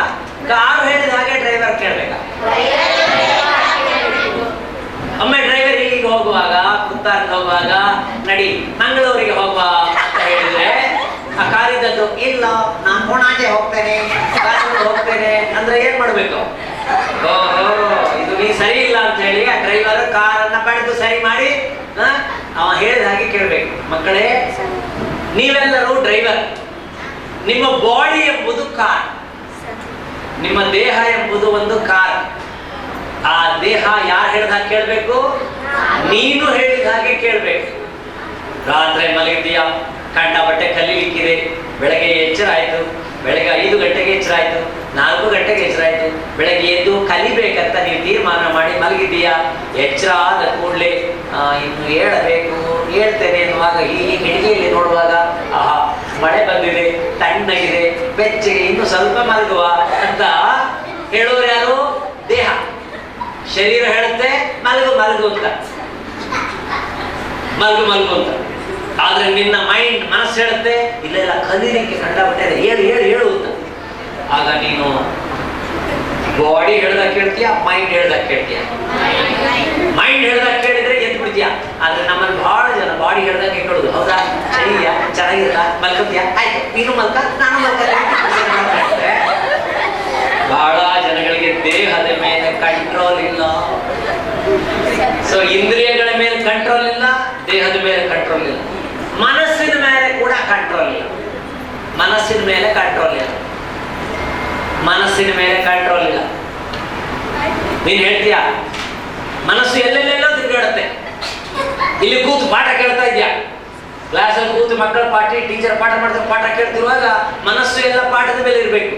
ಆಗ ಮನಸ್ಸು ಇವತ್ತು ಊಟದಲ್ಲಿ ಸಾಂಬಾರ್ ಎಂತದ್ದು, ಅಲ್ಲಿಗೆ ಹೋಯ್ತು ಮನಸ್ಸು, ಸಾಂಬಾರಿಗೆ ಹೋಯ್ತು. ಅಂದ್ರೆ ನಿಮ್ಗೆ ಆ ಮನಸ್ಸನ್ನ ತಂದು ಮತ್ತೆ ಕ್ಲಾಸಲ್ಲಿ ಕೂರಿಸ್ಬೇಕು. ಸೊ ದೇಹದ ಮೇಲೆ ಕಂಟ್ರೋಲ್, ಇಂದ್ರಿಯದ ಮೇಲೆ ಕಂಟ್ರೋಲ್, ಮನಸ್ಸಿನ ಮೇಲೆ ಕಂಟ್ರೋಲ್. ನಾಲ್ಗೆಲ್ಲ ಆಯ್ತಲ್ಲ, ಇಂದ್ರಿಯ ಆಯ್ತು. ಅದಾದ ಮೇಲೆ ಬುದ್ಧಿ ಮೇಲೆ ಕಂಟ್ರೋಲ್. ನಿನ್ ಬುದ್ಧಿ ಹೇಳುತ್ತೆ ಅಲ್ಲಿ ಒಂದು ಪೆನ್ನು ಬಿದ್ದಿದೆ, ಯಾರು ನೋಡ್ತಿಲ್ಲ, ಅಲ್ಲಿ ಒಂದು ಉಂಗುರ ಬಿದ್ದಿದೆ, ಯಾರು ನೋಡ್ತಾ ಇಲ್ಲ, ಆಗ ನಾನು ತೆಗಿಬೇಕಾ ಬೇಡವಾ? ಆಗ ಬುದ್ಧಿ ಹೇಳುತ್ತೆ ತೆಗಿ, ಯಾರು ನೋಡ್ತಾ ಇಲ್ಲ, ತೆಗಿ ಅಂತ. ಆಗ ಬುದ್ಧಿ ಹೇಳ್ಬೇಕು, ಕೆಟ್ಟ ಬುದ್ಧಿ ಒಳ್ಳೆ ಬುದ್ಧಿ ಅಂತಿದೆ, ಬುದ್ಧಿಯಲ್ಲಿ ಕೆಟ್ಟ ಬುದ್ಧಿ ಇದೆಯಲ್ಲ ಅದನ್ನ ಬಡಿದು ಆಚೆ ಹಾಕ್ಬಿಟ್ಟು ಒಳ್ಳೆದು ತಗೊಳ್ಬೇಕು. ಹಾಗಾಗಿ ನಾನು ಇಂದ್ರಿಯದ ಮೇಲೆ, ದೇಹದ ಮೇಲೆ, ಮನಸ್ಸಿನ ಮೇಲೆ, ಬುದ್ಧಿ ಮೇಲೆ ಕಂಟ್ರೋಲ್ ಮಾಡಿಕೊಳ್ಳಿಕ್ಕೆ ನನಗೆ ಬೇಕಾದ ಶಕ್ತಿಯನ್ನ ಕೊಡುವ ದೇವಿ ಯಾರು? ಸರಸ್ವತಿ. ಅದಕ್ಕೆ ಪ್ರಣೋ ದೇವಿ ಸರಸ್ವತಿ. ಸರಸ್ವತಿ ನಿಂಗೆ ನಮಸ್ಕಾರ. ವಜೇಭಿರ್ವಾಜಿನೀವತಿ. ಎಲ್ಲ ಯಜ್ಞಗಳು ಪೂಜೆಗಳು ಕೂಡ ಅತ್ಯಂತ ಕಡೆಯಲ್ಲಿ ಹೋಗುವುದು ಸರಸ್ವತಿಗೆ. ಸರಸ್ವತಿಗೆ ಮಾಡಿದ ಪೂಜೆಗೆ ಭಾರಿ ಖುಷಿಯಾಗ್ತವೆ. ಹೇ ನಾಮ ವೇತ್ರ್ಯವತು. ನಮ್ಗೆಲ್ಲ ಏನು ಕೊಡ್ಬೇಕು ಸರಸ್ವತಿ? ಧೀಶಕ್ತಿ ಕೊಡು. ಧೀಶಕ್ತಿ ಅಂದ್ರೆ ಕ್ರಿಯೇಟಿವ್ ಇಂಟೆಲಿಜೆನ್ಸ್. Creative intelligence. ನನಗೆ ಬುದ್ಧಿವಂತಿಕೆಯನ್ನು ಕೊಡು. ಎಂತ ಬುದ್ಧಿವಂತಿಕೆ? ಎಂತ ಬುದ್ಧಿವಂತಿಕೆ? ಸ್ವತಂತ್ರವಾಗಿ ಆಲೋಚನೆ ಮಾಡಿ ಏನಾದರೂ ಕೆಲಸ ಮಾಡುವ ತಾಕತ್ತು. ಇದಕ್ಕೆ ಧೀಶಕ್ತಿ ಅಂತ ಕರೀತಾರೆ. ಹೇ ನಾಮ ವೇತ್ರ್ಯವತು. ಆನೋದಿವು ಬೃಹದ ಪರ್ವತಾದ ಸರಸ್ವತಿ. ದೊಡ್ಡ ಪರ್ವತದ ಹಾಗೆ ನಿಂತಿರುವ ಸರಸ್ವತಿಯೇ ನಿನ್ನ ಬಳಿಯಲ್ಲಿ ಬಂದಾಗ, ಒಂದು ಪರ್ವತಕ್ಕೆ ಹೋದ್ರೆ ನೀವು ಎಷ್ಟು ಮಣ್ಣು ತರಬಹುದು? ಎಷ್ಟು ಮಣ್ಣು ತರಬಹುದು? ಇಷ್ಟೇ. ಆದ್ರೆ ಇರುವ ಮಣ್ಣೆಷ್ಟು? ಬೆಟ್ಟ. ಸರಸ್ವತಿ ಎಂಬ ಜ್ಞಾನದ ಪರ್ವತದ ಬಳಿಯಲ್ಲಿ ನಾನು ಬಂದಿದ್ದೇನೆ. ಈ ನಾಮ ವೇತ್ರ್ಯವತು. ನನಗೆ ಎಷ್ಟು ಕೊಡ್ತೀಯ ನೀನು ಅಷ್ಟು ಜ್ಞಾನವನ್ನ ನನಗೆ ಹಂಚು ಹಂಚು ಅಂತ ಬೇಡುವಂತ ಒಂದು ಮೇದ ಮಂತ್ರ ಇದೆ. ಯಜತಾಗಂತು ಯಜ್ಞಂ. ನಾನು ನಿನ್ನಿಂದ ಪಡೆದ ಜ್ಞಾನದಿಂದ ನಾನು ಏನೇನು ಕೆಲಸ ಮಾಡ್ತೇನೆ ಅದೆಲ್ಲ ಯಜ್ಞವಾಗಲಿ. ಅನಂತ ಕೃಷ್ಣ ಭಟ್ರು ಮಾಡ್ತಾ ಇರೋದು ದೊಡ್ಡ ಯಜ್ಞ, ಸೇವಾ ಯಜ್ಞ. ಇವರೆಲ್ಲ ಮಾಡ್ತಾ ಇರೋದು ಸೇವಾ ಯಜ್ಞ. ಯಜ್ಞ ಅಂದ್ರೇನು? ಪೂಜೆ. ಪೂಜೆ ಅಂದ್ರೇನು? ಖುಷಿ ಆಗ್ತದೆ ದೇವರಿಗೆ. ಅದನ್ನ ಮಾಡಿದ್ರೆ ದೇವರು ನಿಮ್ಗೆ ಏನ್ ಕೇಳ್ತೀಯೋ ಅದ 10 times 10 ಪಟ್ಟು ಜಾಸ್ತಿ ಕೊಡ್ತಾನೆ. ನನಗೆ 10 ರೂಪಾಯಿ ಕೊಡೋದು 100 ರೂಪಾಯಿ ಕೊಡೋದು ಭಗವಂತ. ಇಷ್ಟು ಕೊಡೋದು ಇಷ್ಟು ಕೊಡ್ತಾನೆ. ಯಜತಾಗಂತು ಯಜ್ಞಂ. ಬದುಕನ್ನೇ ಯಜ್ಞವನ್ನಾಗಿ ಮಾಡುವ ನನ್ನ ಈ ಕಾರ್ಯಕ್ಕೆ ಸರಸ್ವತಿ ನನಗೆ ನನಗೆ ನನಗೆ ಶಕ್ತಿ ಕೊಡು ಅಂತ ಬೇಡುವಂತ ಈ ಈ ಈ ಮಂತ್ರ ನನಗೆ ನನ್ನ ಮೇಲೆ ನನಗೆ ನಿಯಂತ್ರಣವನ್ನು ಸಾಧಿಸುವುದಕ್ಕೆ ಸಹಾಯ ಮಾಡಬೇಕಾಗಿದೆ, ಮಾಡ್ತದೆ. ಮಕ್ಕಳೇ, ನಿಮ್ಗೆಲ್ಲರಿಗೂ ಕೂಡ ನನ್ನ ಮಕ್ಕಳನ್ನ ಉದ್ದೇಶಿಸಿ ಹೇಳ್ತೇನೆ. ಯಾಕಂದ್ರೆ ನಾವು ಎಲ್ಲ ಮನಸ್ಸಿನಿಂದ ಮಕ್ಕಳೇ ಬಹಳ ದೊಡ್ಡವರೇನ. 3 ಶಕ್ತಿಗಳನ್ನು ನಾವು ಜಗತ್ತು ಪ್ರಕೃತಿಯಲ್ಲಿ ಕಾಣ್ತೇವೆ. 3 ಶಕ್ತಿಗಳು. 3 ಶಕ್ತಿಗಳು. ಒಂದು ಶಕ್ತಿ ಯಾವುದು? ಅದಕ್ಕೆ ಇನ್ನೊಂದು ಹೆಸರು ಜ್ಞಾನ ಶಕ್ತಿ. ಜ್ಞಾನ ಶಕ್ತಿಗೆ ದೇವತೆ ಯಾರು? ಸರಸ್ವತಿ. ಇನ್ನೊಂದು ಇಲ್ಲಿ ಇರ್ತದೆ ಧೈರ್ಯ. ಅದಕ್ಕೆ ಏನ್ ಕರೀತಾರೆ? ಇಚ್ಛಾಶಕ್ತಿ. ಹೇಳಿ. ಇದು ಇಚ್ಛಾಶಕ್ತಿ. ಆದ್ಮೇಲೆ ಜ್ಞಾನವನ್ನು, ಮನಸ್ಸನ್ನು, ಬುದ್ಧಿಯನ್ನು, ಮನಸ್ಸನ್ನು, ಭಾವನೆಯನ್ನು ಸೇರಿಸಿಕೊಂಡು ನಾನು ಕೆಲಸ ಮಾಡ್ಲಿಕ್ಕೆ ಶುರು ಮಾಡಿದ್ರೆ ಎಷ್ಟು ಕೆಲಸ ಮಾಡ್ತೀನೋ ಅಷ್ಟು ಬರ್ತದೆ ನನಗೆ. ಯಾವುದು? ಸಂಪತ್ತು. ಸಂಪತ್ತಿನ ದೇವತೆ ಯಾರು? ಲಕ್ಷ್ಮಿ. ಅದಕ್ಕೆ ಕ್ರಿಯಾಶಕ್ತಿ. ಏನ್ ಹೇಳ್ತಾರೆ? ಜ್ಞಾನ ಶಕ್ತಿ, ಇಚ್ಛಾಶಕ್ತಿ, ಕ್ರಿಯಾಶಕ್ತಿ, ಸ್ವರೂಪಿಣ್ಯೇ ನಮಃ ಅಂತ ಈ 3 ಸೇರಿರ್ತಕ್ಕಂಥ, ಈ 3 ಕೂಡಿರ್ತಕ್ಕಂಥ ದೇವಿಗೆ ನಾವು ಲಲಿತಾಂಬಿಕೆ ಅಂತ ಹೇಳ್ತೀವಿ. ಅವಳೇ ಶಾರದೆ, ಅವಳೇ ಸರಸ್ವತಿ, ಅವಳೇ ಲಕ್ಷ್ಮಿ. ಹೇಳಿ. 3 ಶಕ್ತಿ ಯಾವುದು? ಜ್ಞಾನ ಶಕ್ತಿ, ಇಚ್ಛಾಶಕ್ತಿ, ಕ್ರಿಯಾಶಕ್ತಿ. ಈ 3 ದೇವಿಯನ್ನ ಕೂಡಿಸಿ ನಾವು ಆಗಾಗ ಪೂಜೆ ಮಾಡ್ತೇವೆ. ನವರಾತ್ರಿಯಲ್ಲಿ ಸ್ಪೆಷಲ್ ಪೂಜೆ ಮಾಡ್ತೇವೆ. ಲಲಿತಾಂಬಿಕೆಯ ಪೂಜೆಯನ್ನು ನಾವು ಮಾಡ್ತೇವೆ. ಶಕ್ತಿ ಎಲ್ಲಿರ್ತದೆ? ಹೊರಗಿರ್ತದ, ಒಳಗಿರ್ತದ? ನನ್ನ ಶಕ್ತಿ ಫ್ಯಾನ್ ಒಳಗುಂಟ? ನನ್ನ ಶಕ್ತಿ ಎಲ್ಲಿಂಟು? ನನ್ನ ಬುದ್ಧಿಯಲ್ಲುಂಟು, ನನ್ನ ಎದೆಯಲ್ಲುಂಟು, ನನ್ನ ತೋಳುಗಳುಂಟು. ಈ 3 ಸೇರಿ ಒಂದು ದೇವಿ. ಅವಳನ್ನೇ ಶಾರದೆ ಶಾರದೆ ಅಂತ ಹೇಳಿ ನಾವು ಪೂಜೆ ಮಾಡ್ತೇವೆ. ಅದಕ್ಕೆ ಇಚ್ಛಾಶಕ್ತಿ, ಕ್ರಿಯಾಶಕ್ತಿ, ಜ್ಞಾನಶಕ್ತಿ, ಸ್ವರೂಪಿಣ್ಯೇ ನಮಃ ಅಂತ ಹೇಳುದು. ಒಬ್ಬ ಮನುಷ್ಯ ಯಾವ್ದಾದ್ರು ಕೆಲಸ ಮಾಡಿ ಅದನ್ನು ಗೆಲ್ಬೇಕಾದ್ರೆ ಈ 3 ಶಕ್ತಿ ಬೇಕು. ಒಬ್ಬನಿಗೆ ಬುದ್ಧಿ ಕಂಡಪಟ್ಟೆ ಇದೆ, ಆದ್ರೆ ಧೈರ್ಯ ಇಲ್ಲ. ಧೈರ್ಯ ಇಲ್ಲ. ಒಬ್ಬ ಇದ್ದಾನೆ, ಅವನಿಗೆಲ್ಲ ಗೊತ್ತುಂಟು. ಅವನಿಗೆ ಪರೀಕ್ಷೆ ಹೋಗ್ಲಿಕ್ಕೆ, ಪರೀಕ್ಷೆ ಹೋಗಿ ಬರೀಲಿಕ್ಕೆಲ್ಲ ಗೊತ್ತುಂಟು. ಆದ್ರೆ ಪರೀಕ್ಷೆ ಹೋಗ್ಲಿಕ್ಕೆ ಬಾ, ನಾನು ಬೇಡ, ಹೋಗುದಿಲ್ಲ, ನನಗೆ ಹೆದರಿಕೆ ಆಗ್ತದೆ, ಅಲ್ಲಿ ಪರೀಕ್ಷೆ ಫೇಲ್ ಆದ್ರೆ ಬೇಡ ಬೇಡ ಬೇಡ ಬೇಡ, ಪರೀಕ್ಷೆಗೆ ಹೋಗುದಿಲ್ಲ. ಪರೀಕ್ಷೆ ದಿವಸ ಓಡಿ ಹೋಗ್ತಾನೆ ಇಲ್ಲಿ. ಅವನಿಗೆ ಇಚ್ಛಾಶಕ್ತಿ ಇಲ್ಲ. ಇನ್ನೊಬ್ಬ ಇದ್ದಾನೆ, ಅವನಿಗೆ ಜ್ಞಾನ ಶಕ್ತಿಯೂ ಇದೆ, ಇಚ್ಛಾಶಕ್ತಿಯೂ ಇದೆ, ಅವನಿಗೆ ಬೇಕಾದಷ್ಟು ಬುದ್ಧಿಯೂ ಇದೆ, ಅವನಿಗೆ ಪರೀಕ್ಷೆ ಹೋಗ್ಬೇಕಂತ ಮನಸ್ಸು ಇದೆ. ಆದ್ರೆ ಬೇಡ, ಮಲಗಿಬಿಟ್ಟ, ಹೇಳುವುದೇ ಇಲ್ಲ. ಅವನಿಗೆ ಕ್ರಿಯಾಶಕ್ತಿಯೇ ಇಲ್ಲ. ಅವನ ಪರೀಕ್ಷೆ ಹೋಗ್ತಾ ಇದ್ರೆ ಪಾಸ್ ಆಗ್ತಾನೆ. ಅದರಿಂದ ಈ 3 ಶಕ್ತಿ ಇದ್ದವರು ಮಾತ್ರವೇ ಮೇಲೆ ಬರ್ತಾರೆ. ನಾವು ಕಾಣ್ತಾ ಇರುವ ಅನಂತ ಕೃಷ್ಣ ಭಟ್ರಾಗಲಿ ಇವರೆಲ್ಲರೂ ಇದ್ದಾರಲ್ಲ, ಇವರೆಲ್ಲ ದೊಡ್ಡ ದೊಡ್ಡ ಸಾಧಕರು. ಇವರಲ್ಲಿ 3 ಶಕ್ತಿ ಸೇರಿದೆ. ಆದ್ರಿಂದ ಈ ತಪಸ್ಸು ಸಿದ್ಧಿಯಾಗಿದೆ. PM ಷಡಗಳು ಅದೇ ಇದ್ದದ್ದು. ಜ್ಞಾನ ಶಕ್ತಿ ಇತ್ತು, ಕ್ರಿಯಾಶಕ್ತಿ ಇತ್ತು, ಇಚ್ಛಾಶಕ್ತಿ ಇತ್ತು. ಇಲ್ಲಿ ಕೂತ ನಾವೆಲ್ಲರೂ ಕೂಡ ಆ 3 ಶಕ್ತಿಗಳನ್ನು ಸೇರಿಸಿದ್ದು ಸರಸ್ವತಿ ಪ್ರಸಾದ ಅಂತ ತೆಕ್ಕೊಳ್ತೇವೆ. ನಾವು ಮೇಲೆ ಹಿಂದೆ ಕೂತವರೆಲ್ಲರೂ ಕೂಡ ನಮ್ಮ ಬದುಕಿನಲ್ಲಿ ಏನಾದರೂ ಒಂದಿಷ್ಟು ಸಾಧನೆ ಮಾಡಿ ಹೆಮ್ಮೆ ಪಡುವಂತೆ ಇದ್ರೆ ನಮ್ಮ ಒಳಗಿನ ಈ 3 ಶಕ್ತಿಗಳು ರೀಇನ್ಫೋರ್ಸ್ ಒಟ್ಟು ಸೇರಿ ನಮಗೆ ಈ ಒಂದು ತಾಕತ್ತನ್ನು ಕೊಟ್ಟಿದೆ. ಇದೊಂದೇ ಶಾರದಾ ಪ್ರಸಾದ, ಸರಸ್ವತಿ ಪ್ರಸಾದ. ಈ ನಮ್ಮ ಮುಂದೆ ಕೂತ ಮಕ್ಕಳಿಗೆ ಈ 3ನ್ನೂ ಕೊಡುವುದಕ್ಕೆ ಬೇಕಾಗುವಂಥ ಸಂಸ್ಕಾರವು ಇವತ್ತು ಬಹಳ ಬಹಳ ಮುಖ್ಯವಾಗಿದೆ. ಬೆಳಗ್ಗೆ ಮುಂಚೆ ಎದ್ದು ಈ ಮಕ್ಕಳಿಗೆ ಚೆನ್ನಾಗಿ ಒಂದಷ್ಟು ಜ್ಞಾನವನ್ನು ಕೊಡುವ ಶ್ಲೋಕಗಳನ್ನು, ಮಂತ್ರಗಳನ್ನು, ಅದಕ್ಕೆ ಉಪಕಾರ ಮಾಡ್ತಕ್ಕಂಥ ಯೌಗಿಕವಾದ ಶಾರೀರಿಕ ಪ್ರಕ್ರಿಯೆಗಳನ್ನು, ಅದಾದ ನಂತರ ಅವರನ್ನು ಸೋಮಾರಿಗಳಾಗಿ ಬಿಡದೆ ಇಡೀ ದಿವಸ ಶೆಡ್ಯೂಲ್ ಹೇಗೆ ಮಾಡ್ಬೇಕಂದ್ರೆ ಒಂದಿಷ್ಟು ಪುರುಸೊತ್ತಿಲ್ಲ, ಕೆಲಸ ಮಾಡಿಸಿ ಆಗ್ಬೋದು. ನಮ್ಮ ಬಹುಪಾಲು ಇಂಥ ಆಶ್ರಮದಲ್ಲಿ ಬೆಳೆಯುವ ಮಕ್ಕಳಿಗೆ, ಆಚೆ ರಾಮಕೃಷ್ಣಾಶ್ರಮದಲ್ಲಿರ್ಬೋದು, ಅನೇಕ ಕಡೆಗಳಲ್ಲಿ ರೆಸಿಡೆನ್ಷಿಯಲ್ ಕಡೆ ಇದ್ದ ಕಡೆಯಲ್ಲಿ ಆ ಮಕ್ಕಳಿಗೆ ಇಡೀ ದಿವಸಕ್ಕೆ ಒಂದು ಕ್ಷಣ ಸುಮ್ಮನೆ ಕೂತ್ಕೊಳ್ಳೋದು ಹಾಗೆ ಕೆಲಸ ಕೊಡ್ತಾರೆ. ಕ್ರಿಯಾಶಕ್ತಿ ಜಾಸ್ತಿ ಆಗಬೇಕಾದ್ರೆ ಆದರೆ ದೇವೀಂ ಶರಣಮಃ ಪ್ರಪದ್ಯೆ ಸುತರಸಿ ತರಸೇ ನಮಃ. ಓ ದೇವಿ, ನನ್ನ ಮಕ್ಕಳನ್ನ, ನನ್ನ ಮೊಮ್ಮಕ್ಕಳನ್ನ, ನನ್ನ ಮರಿಮಕ್ಕಳನ್ನ, ನನ್ನ ಕುಟುಂಬದಲ್ಲಿರುವವರು, ನಮ್ಮ ಸಮಾಜದಲ್ಲಿರ್ತಕ್ಕಂಥ, ನನ್ನ ಮನೆಯಲ್ಲಿರ್ತಕ್ಕಂಥ ಪಶುಗಳನ್ನ ಕಾಪಾಡು ಕಾಪಾಡು ಅಂತ ಪ್ರಾರ್ಥನೆ ಮಾಡುವಲ್ಲಿಗೆ ಅಗ್ನಿ ಹಾಗೆ ನೋಡಿ, ಬೆಂಕಿಯನ್ನು ಸುಡ್ಲಿಕ್ಕೆ ಆಗ್ತದ?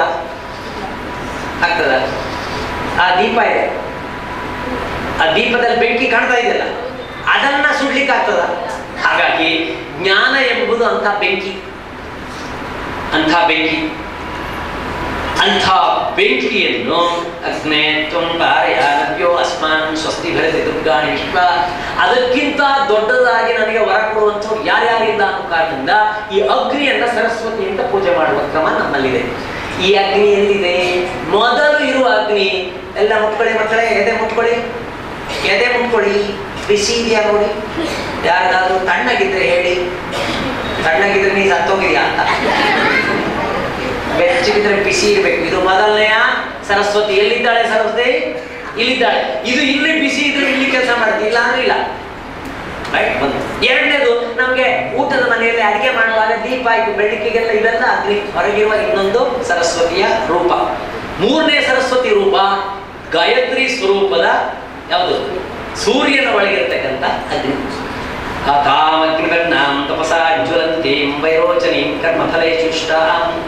ನಮ್ಮಲ್ಲಿ ತುಂಬಾ ಜ್ಞಾನಿಗಳಾದ ವಿದ್ವಾಂಸರ, ಪಂಡಿತರ ಮುಖ ನೋಡಿದ್ರೆ, ಅಷ್ಟು ದೊಡ್ಡ ತಪಸ್ಸುಗಳ ಮುಖ ನೋಡಿದ್ರೆ ಹೆದರ್ತೇವೆ. ದೊಡ್ಡ ಸ್ವಾಮಿಗಳು, ದೊಡ್ಡ ಸಾಧಕರ ಮುಖ ನೋಡಿ ಹೆದರ್ತೇವೆ. ಯಾಕೆ? ಅವ್ರ ಮುಖದಲ್ಲಿ ಬೆಂಕಿ ಉರಿತಾ ಇರ್ತದೆ ಅಂತ. ತಪಸಾ ಜ್ವಲಂತಿ, ತಪಸ್ಸಿನಿಂದ ಉರಿಯುವಂತಹ ಅಗ್ನಿಸ್ವರೂಪರಾದ ಜ್ಞಾನದ ಪರಾಕಾಷ್ಠೆ ಅವರು. ಜ್ಞಾನ ಕಲ್ತ್ರೆ, ಸರಸ್ವತಿ ಪ್ರಸಾದ ಸಿಕ್ಕರೆ ಆ ರೀತಿಯಲ್ಲಿ ಆಗ್ಬಿಡ್ತಾರೆ. ಆದ್ರಿಂದ ಜ್ಞಾನವನ್ನು ಕಲಿಯುವುದಕ್ಕೆ ಬೇಕಾದಂತೆ ಹೇಳ್ತಾರೆ. ಅರ್ಜುನ ಕೇಳ್ತಾನೆ ಕೃಷ್ಣನಿಗೆ, ಮತ್ತೆ ಪ್ರಶ್ನೆ ಕೇಳುವಾಗ ಕೃಷ್ಣ ಒಂದ್ ಕಡೆ ಹೇಳ್ತಾನೆ, ಜ್ಞಾನಾಗ್ನಿ ದಗ್ಧ ಕರ್ಮಾಣಿ. ಎಲ್ಲ ಎಂಥದ್ದು ನಾವು ಮನೆಯಲ್ಲಿ ಅಪ್ಪಗೆ ಬರ್ತಿಟ್ಕೊಳ್ಬೇಕು, ಆಗಾಗ ನೋಡ್ತಿರ್ಬೇಕು. ನಾನು ತುಂಬಾ ಕೆಲಸ ಮಾಡ್ತೇನೆ, ಇಷ್ಟು ದಿವಸ ತೋಟ ಕಟ್ಟಿದ್ದೇನೆ, ಇಷ್ಟು ದಿವಸ ನಾನು ಈ ಬಿಲ್ಡಿಂಗ್ ಕಟ್ಟಿದ್ದೇನೆ, ಇಷ್ಟು ಬಿಸ್ನೆಸ್ ಮಾಡಿದ್ದೀನಿ, ಯಾಕೋ ಏನು ಸಮಾಧಾನ ಇಲ್ಲ. ಯಾಕೆಂದ್ರೆ ನಾನು ಆ ಕರ್ಮದಲ್ಲಿ ಸಿಕ್ಕಿ ಬಿದ್ದಿದ್ದೇನೆ. ನಾನು ಕೆಲಸ ಮಾಡ್ತಿರ್ಬೇಕು, ಆದ್ರೆ ಕೆಲಸಕ್ಕೆ ಸಿಕ್ಕಿ ಬಿಡಬಾರ್ದು. ನಾನು ಕೆಲಸ ಮಾಡ್ತಿರ್ಬೇಕು, ಕೆಲಸಕ್ಕೆ ನಾನು ಸಿಕ್ಕಿ ಬಿಡಬಾರ್ದು. ನಾನು ಮಾಡುವ ಕೆಲಸ ನನ್ನನ್ನು ಕಟ್ಟಿ ಹಾಕಬಾರ್ದು ಅಂತ ಉಪಾಯ ಹೇಳು ಅಂತ ಅರ್ಜುನ ಕೇಳುವಾಗ ಕೃಷ್ಣ ಹೇಳುದು, ನೀನು ಮಾಡುವ ಕರ್ಮಕ್ಕೆ ಜ್ಞಾನದಲ್ಲಿ ಸುಟ್ಟು ಬಿಡಿ ನಿನ್ನ ಕರ್ಮನ. ಜ್ಞಾನಾಗ್ನಿ ದಗ್ಧ ಕರ್ಮಾಣಿ. ಎಷ್ಟು ಸುಂದರವಾದದ್ದು. ನಾವು ಮಾಡುವ ಕರ್ಮವನ್ನೆಲ್ಲ ಈ ಜ್ಞಾನವೆಂಬ ಬೆಂಕಿ ಒಳಗಡೆ ಆಹುತಿ ಕೊಟ್ಬಿಟ್ರೆ ಅದು ಶುದ್ಧವಾಗಿ ಸದಾ ನಮಗೆ ಫಲ ಕೊಡುವಂತ ಒಂದು ವಸ್ತುವಾಗಿರ್ತದೆ ಅಂತ. ಈ ಜ್ಞಾನವನ್ನ ಅಗ್ನಿಗೆ ಹೋಲಿಸಿದ್ದಾರೆ, ಬೆಂಕಿಗೆ ಹೋಲಿಸಿದ್ದಾರೆ ಮಕ್ಕಳೇ. ಆದ್ರಿಂದ ಒಳ್ಳೆ ಜ್ಞಾನವನ್ನು ಪಡೆಯುವಂತಹ ಬ್ರಹ್ಮಚಾರಿಯ ಮುಖದಲ್ಲಿ ಬ್ರಹ್ಮ ತೇಜಸ್ಸು ಅಂತ ಕರೀತಾರೆ. ಬಹಳ ವಿದ್ವಾಂಸರೊಬ್ಬರ ಮುಖ ನೋಡಿದ್ರೆ ಅವರ ಕಣ್ಣುಗಳಲ್ಲಿ ಸೂರ್ಯ ಚಂದ್ರರ ಬೆಳಕು ಕಾಣ್ತಿರ್ತದೆ, ಮುಖದಲ್ಲಿ ಅಗ್ನಿ. ಅದರಿಂದ ಯಾರು ವಿದ್ವಾಂಸರಿದ್ದಾರೆ, ವಿದ್ಯಾವಂತರಿದ್ದಾರೆ, ಅವರ ಮುಖದಲ್ಲಿ ಸಾಕ್ಷಾತ್ ಬ್ರಹ್ಮ ತೇಜಸ್ಸನ್ನು ನಾವು ಕಾಣುವಂತಾಗ್ತೇವೆ. ಅಂಥ ದೇವಿಯನ್ನ ಕಾತ್ಯಾಯನಾಯ ವಿದ್ಮಹೇ ಕನ್ಯಾಕುಮಾರಿ ಧೀಮಹಿ ತನ್ನೋ ದುರ್ಗಿ ಪ್ರಚೋದಯಾತ್, ಸರಸ್ವತ್ಯೈ ಚ ವಿದ್ಮಹೇ ಬ್ರಹ್ಮಪತ್ನ್ಯೈ ಚ ಧೀಮಹಿ ತನ್ನೋ ವಾಣಿ ಪ್ರಚೋದಯಾತ್, ಮಹಾಲಕ್ಷ್ಮೀ ಚ ವಿದ್ಮಹೇ ವಿಷ್ಣುಪತ್ನ್ಯೈ ಚ ಧೀಮಹಿ ತನ್ನೋ ಲಕ್ಷ್ಮೀ ಪ್ರಚೋದಯಾತ್ ಅಂತ ನಿತ್ಯ ಈ ಮಕ್ಕಳಿಗೆ ಹೇಳಿ ಮೂರೂ ದೇವಿಯರ ಪ್ರಾರ್ಥನೆಯನ್ನು ಮಾಡಿಸಿ ಆಮೇಲೆ ಮುಂದೆ ಹೋಗುದು. ನಾವೀಗ ಜೂನ್ ಮಾಸದ 2ನೇ ತಿಂಗಳಲ್ಲಿ ಇದ್ದೇವೆ. ಹೌದಾ? ಜೂನ್ ಮಾಸದ 2ನೇ ತಿಂಗಳು ಪ್ರಕೃತಿಯಲ್ಲಿ ವಿಶೇಷ. ಈ ತಿಂಗಳು, ಈ ಮಾಸ ಇದೆಯಲ್ಲ, ಈ ಮಾಸದಲ್ಲಿ ಈ ವಾರ ಇದೆಯಲ್ಲ, ಈ ಒಂದು ವಾರದ 12 ದಿವಸಗಳು ಅದರಲ್ಲಿ ಅಸ್ಟ್ರೋನಮಿಕ್ಸ್ ಅಥವಾ ನಮ್ಮ ಖಗೋಳಶಾಸ್ತ್ರ ಹೇಳ್ತಾರೆ, ಇದು ಈ ಗೋಳದ ಈ ಭಾಗ, ಭಾರತದ ಈ ಭಾಗದಲ್ಲಿದ್ದವರಿಗೆ ಏನು ವಿಶೇಷ ಅಂತ ಕಂಡ್ರೆ, ದಿ ಲಾಂಗೆಸ್ಟ್ ಡೇ ಬರುವುದು 21ನೇ ತಾರೀಕು. ಮೋದಿ ಅವರು ಕರೆಕ್ಟಾಗಿ ಯೋಗ ಡೇ ಅಂತ ಅವರಿಗೆ ಹೇಳಿ ಯೋಗ ಮಾಡಿಸ್ತಾ ಇದ್ದಾರೆ. ಲಾಂಗೆಸ್ಟ್ ಡೇ, ಅತಿ ಹೆಚ್ಚು ಬೆಳಕಿರುವ ದಿವಸ ಯಾವುದು? 21ನೇ ತಾರೀಕು. 21 ತಿಥಿ ಪ್ರಕಾರ 20 ಬರ್ತದೆ, 21 ಬರ್ತದೆ ಬಿಡಿ. ಅತಿ ಉದ್ದವಾದ ದಿನ, ಅತಿ ಹೆಚ್ಚು ಬೆಳಕಿರುವುದು.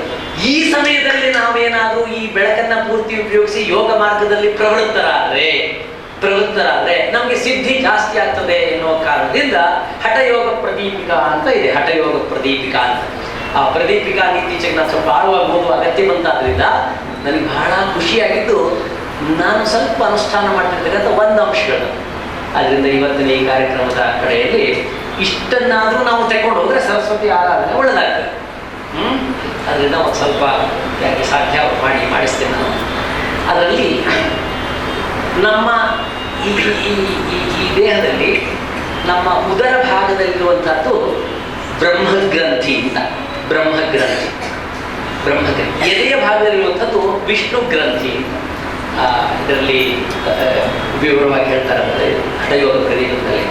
ಇಲ್ಲಿ ಇರ್ತಕ್ಕಂಥದ್ದು, ಈ ಭಾಗದಲ್ಲಿ ಇರ್ತಕ್ಕಂಥದ್ದು ರುದ್ರ ಗ್ರಂಥಿ. ಅದು ಇಲ್ಲಿವರೆಗೆ ಸ್ಟ್ರೆಚ್ ಆಗಿದೆ. ಈ ಗ್ರಂಥಿಗಳು ಅಂದ್ರೆ ಅನ್ನವಸೆಂಟಸ್, ಅಲ್ಲಿ ನಾವೆಲ್ಲ ಸಿಕ್ಕಿ ಬಿದ್ದಿದ್ದೇವೆ. ಅಲ್ಲಿಂದ ನಮಗೆ ವಿಮುಕ್ತಿ ಆಗಬೇಕಾದ್ರೆ ಸರಸ್ವತಿ ನಮಗೆ 3 ಮಂತ್ರಗಳನ್ನು ಕೊಟ್ಟಿದ್ದಾಳೆ. ಪ್ರಾಚೀನ ಜ್ಞಾನ ಒಬ್ಬ ಬಹಳ ದೊಡ್ಡ ವೈಯಾಕರಣಿ ವರರುಚಿ ಅಂತ ಅವನು ಇದನ್ನು ಹುಡುಕಿದ.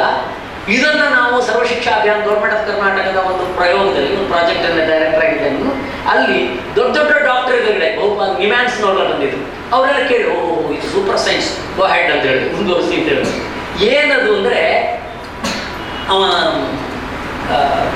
ಸ್ಟೀಫನ್ ಕೋವಿ ಕೂಡ ರಿಪೀಟ್ ಮಾಡ್ತಾನೆ ಇದ್ದ 7 Secrets of Highly Successful Men ಅಂತ ಪುಸ್ತಕದಲ್ಲಿ. ಅದಾದ್ಮೇಲೆ ದೀಪಕ್ ಚೋಪ್ರಾ, ಡಾಕ್ಟರ್ಗೆಲ್ಲ ಗೊತ್ತಿದೆ, ಅಮೆರಿಕಾದಲ್ಲೆಲ್ಲ ಬಹಳ ಪ್ರಖ್ಯಾತಿ ಇದೆಲ್ಲ ಮಾಡಿಕೊಂಡ್ರು. ಅವರು ಈ ಶಬ್ದದಿಂದ ಆಯಾ ಭಾಗದ ಜಾಗೃತಿ ಮಾಡಿ ಜ್ಞಾನ ವಿಕಾಸಕ್ಕೆ ಉಪಕಾರವನ್ನು ಮಾಡಿದ್ದಾರೆ. ಇದನ್ನು ನಾವು ಸರ್ವಶಿಕ್ಷಾ ಅಭಿಯಾನದಲ್ಲಿ ಕೊಟ್ಟು ಈ ಭಾರತದಲ್ಲಿ ಪ್ರಪ್ರಥಮವಾಗಿ ನಾವು ಬೆಂಗಳೂರಿನಲ್ಲಿ ಇದನ್ನು ಕೊಟ್ಟ ನಂತರ ಅದನ್ನು ಒಪ್ಕೊಂಡು ಇವತ್ತು ಬೇರೆ ಕಡೆ ಎಲ್ಲ ಮಾಡ್ತಾ ಇದ್ದಾರೆ. ನಮ್ಮ ಮಕ್ಕಳಲ್ಲಿ ಜ್ಞಾನ ಪ್ರಸಾರ, ಜ್ಞಾನ ವೃದ್ಧಿ ಆಗ್ಬೇಕಾದ್ರೆ, ದೊಡ್ಡವರಾದ ನಮ್ಮಲ್ಲಿ ಕೂಡ ಆರೋಗ್ಯ ವೃದ್ಧಿ ಆಗ್ಬೇಕಾದ್ರೆ ಈ 3 ಶಬ್ದಗಳ ಉಚ್ಚಾರವನ್ನು ಮಾಡ್ತಾ ಆ ಭಾಗವನ್ನ ಗಮನಿಸ್ತಾ ಅಲ್ಲಿಯ ಗ್ರಂಥಿಯ ವಿಭೇದನವಾಗಬೇಕು. ಅದನ್ನ ಸಪ್ತಶತಿ ವಿವರವಾಗಿ ಹೇಳ್ತಾರೆ. ಮತ್ತು ಲಲಿತಾ ಸಹಸ್ರನಾಮದಲ್ಲಿ ಕೂಡ ಅದದ್ದು ತುಂಬಾ ವಿವರ ಬರ್ತದೆ. 3 ಗ್ರಂಥ. ಒಳ್ಳೆ ಬಾಯಿ ಮುಚ್ಚಿ ಮೂಗಿನಿಂದ ತಂಪು ಗಾಳಿ ಒಳಗೆ ಹೋಗೋದನ್ನು ಗಮನಿಸ. ಕಡೆ ಸಾರಿ ಹೇಳುವ ಮೊದಲು ಗಮನಿಸಿ ಹೊಟ್ಟೆಯ ಭಾಗವನ್ನು, ನಮ್ಮ ಉದರ ಭಾಗದಲ್ಲಿರುವ ಎಲ್ಲ ಭಾಗಗಳಲ್ಲಿ ಒಂದು ವೈಬ್ರೇಷನ್ ಕೇಂದ್ರದಲ್ಲಿ ಜಾಗೃತಿ ಉಂಟಾಗಿ ಜ್ಞಾನಕ್ಕೆ ಬೇಕಾದ ಬೇಸ್ಮೆಂಟ್ ನಮಗೆ ಸಿಗ್ತದೆ. ಉಸಿರು ತಗೊಳ್ಳಿ.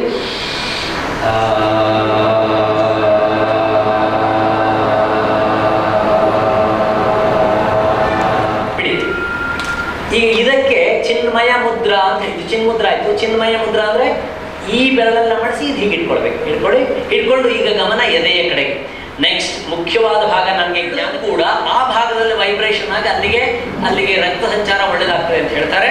ಇದನ್ನು ಹಠಯೋಗ ಪ್ರದೀಪಿಕದಲ್ಲಿ ಹೇಳುವಾಗ ಕೆಲವರು ಈ ಒಂದೊಂದು ಮಂತ್ರದಿಂದಲೇ ಸಿದ್ಧಿ ಪಡೆದವರಿದ್ದಾರೆ ಅಂತ ಹೇಳಿ ಆ ಹಠಯೋಗ ಪ್ರದೀಪದ ಋಷಿ ಹೇಳ್ತಾರೆ. ಹೇಳಬೇಕು. ಉಕಾರ ಹೇಳಿದ್ರೆ ಎದೆಯ ಭಾಗ. ರೆಡಿ? ಉಸಿರು ತಗೊಳ್ಳಿ.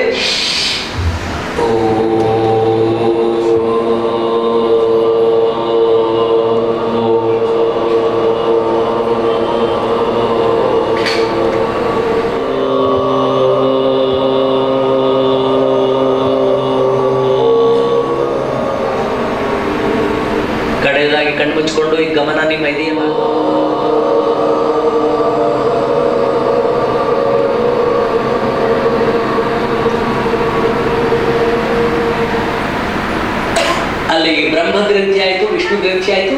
ಈಗ ಕಡೆಯದಾದು ರುದ್ರ ಗ್ರಂಥಿ ಹಿಡಿಬೇಕು. ಎಷ್ಟು ಬಿಗಿ ಸಾಧ್ಯ ಅಷ್ಟು ಬಿಗಿ ಹಿಡಿದು ತೊಡೆ ಮೇಲೆ ಇಟ್ಕೊಳ್ಳಿ. ಈಗ ನಿಮ್ಮ ಗಮನ ಭ್ರೂ ಮಧ್ಯದಲ್ಲಿ. ಭ್ರೂ ಮಧ್ಯ ಅಂದ್ರೇನು? ಕುಂಕುಮ ಇಟ್ಕೊಳ್ತಾರಲ್ಲ ಈ ಭಾಗದಲ್ಲಿ ಮತ್ತು ಅಲ್ಲಿಂದ ನೆತ್ತಿ ಭಾಗದಲ್ಲಿ. ಇದನ್ನು ಗಮನಿಸ್ತಾ ಮಕಾರ ಹೇಳಬೇಕು. ಇದು ಬಹಳ ದೊಡ್ಡ ಚಿಕಿತ್ಸಾತ್ಮಕವಾದ ಥೆರಪಟಿಕ್, ಇದು ಹೈಲಿ ಥೆರಪಟಿಕ್. ಇದು ಹೇಳುವಾಗ ನಿಮ್ಮ ಬ್ರೈನ್ ಸೆಲ್ಸ್ ನಲ್ಲಿ ವೈಬ್ರೇಷನ್ ಆಗುವ ಮೂಲಕ ಅಲ್ಲಿಗೆ ಆಮ್ಲಜನಕ ಪ್ರಾಣವಾಯುವಿನ ಸಂಚಾರ ಜಾಸ್ತಿ ಆಗ್ತದೆ ಅಂತ ಹೇಳ್ತಾರೆ. ಈಗ ಹೇಗೆ ಹೇಳಬೇಕು? ಭ್ರಾಮರಿ. ಭ್ರಾಮರಿ ಭ್ರಾಮರಿ ಅಂದ್ರೆ ದುಂಬಿಯ ರೀತಿಯಲ್ಲಿ. ದುಂಬಿಯ ರೀತಿಯಲ್ಲಿ ಹೇಗೆ?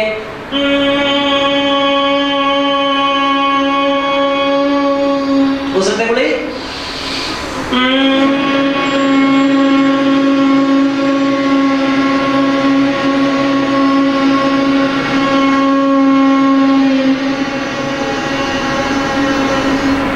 ಮತ್ತೊಮ್ಮೆ ಕಣ್ಮುಚ್ಚಿ.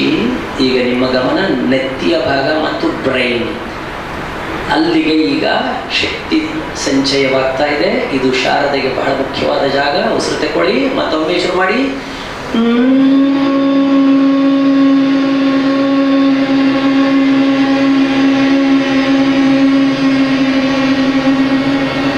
ಕಣ್ಣು ಬಿಡಬೇಡಿ, ಹಾಗೆ ರಿಲ್ಯಾಕ್ಸ್ ಆಗಿ. ಕಣ್ಣು ಬಿಡಬೇಡಿ, ಹಾಗೆ ರಿಲ್ಯಾಕ್ಸ್ ಆಗಿ ಕೂತ್ಕೊಳ್ಳಿ. ನನ್ನ ಬ್ರೈನಿನ ರೈಟ್ ಪಾರ್ಟ್, ನನ್ನ ಮೆದುಳಿನ ಬಲಭಾಗ ಪೂರ್ತಿಯಾಗಿ ಭಾವನೆಗಳನ್ನು ನಿಯಂತ್ರಣ ಮಾಡ್ತದೆ. ಎಡಭಾಗ ಪೂರ್ತಿಯಾಗಿ ಚಿಂತನೆಗಳು, ಭಾವನೆಗಳು, ಚಿಂತನೆಗಳು, ಥಾಟ್ಸ್ ಆ್ಯಂಡ್ ಇಮೋಷನ್ಸ್ ಅವೆರಡನ್ನೂ ಕೂಡ ಚೆನ್ನಾಗಿ ವ್ಯವಸ್ಥಿತವಾಗಿ ಇಡ್ತಕ್ಕಂತಹ ಶಕ್ತಿ ಈ ಮಕಾರದಲ್ಲಿದೆ. ಮಕಾರದಲ್ಲಿ ಇದು ದೇವಿಯ ಬಹಳ ದೊಡ್ಡ ಅದ್ಭುತವಾದಂಥದ್ದು. ನಾವು ಕಟೀಲ್ನಲ್ಲಿ ಅದೇ ದೇವಿಯನ್ನು ವಿಶೇಷವಾಗಿ ಅರ್ಚನೆ ಮಾಡ್ತೇವೆ. ಮಕಾರ ಕಡೆಯದಾಗಿ ಇನ್ನೊಂದ್ಸರಿ ಮಕಾರ ಹೇಳಿ.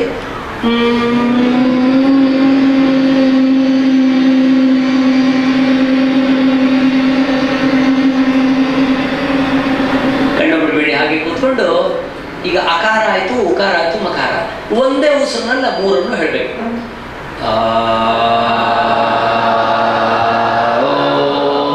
ಅದನ್ನೇ ಓಂಕಾರ ಅಂತ ಹೇಳ್ತಾರೆ. ಓಂಕಾರ ಈ ಪ್ರಣವನಾದ ಸರಸ್ವತಿಯ ಅತ್ಯಂತ ಶ್ರೇಷ್ಠವಾದ ಒಂದು ಮಂತ್ರ. ಇದನ್ನು ಹೇಳುವ ಮೂಲಕ ಸರಸ್ವತಿಯ ಕೃಪೆ ಆಗುತ್ತೆ. ಎಲ್ಲ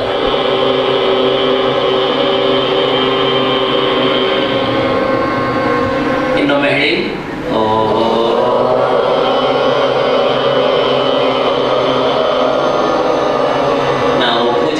ಸರಸ್ವತಿಯನ್ನು ಕಣ್ಣು ಮುಚ್ಚಿಕೊಳ್ಳಿ, ಕಣ್ಬಿಡ್ಬೇಡಿ.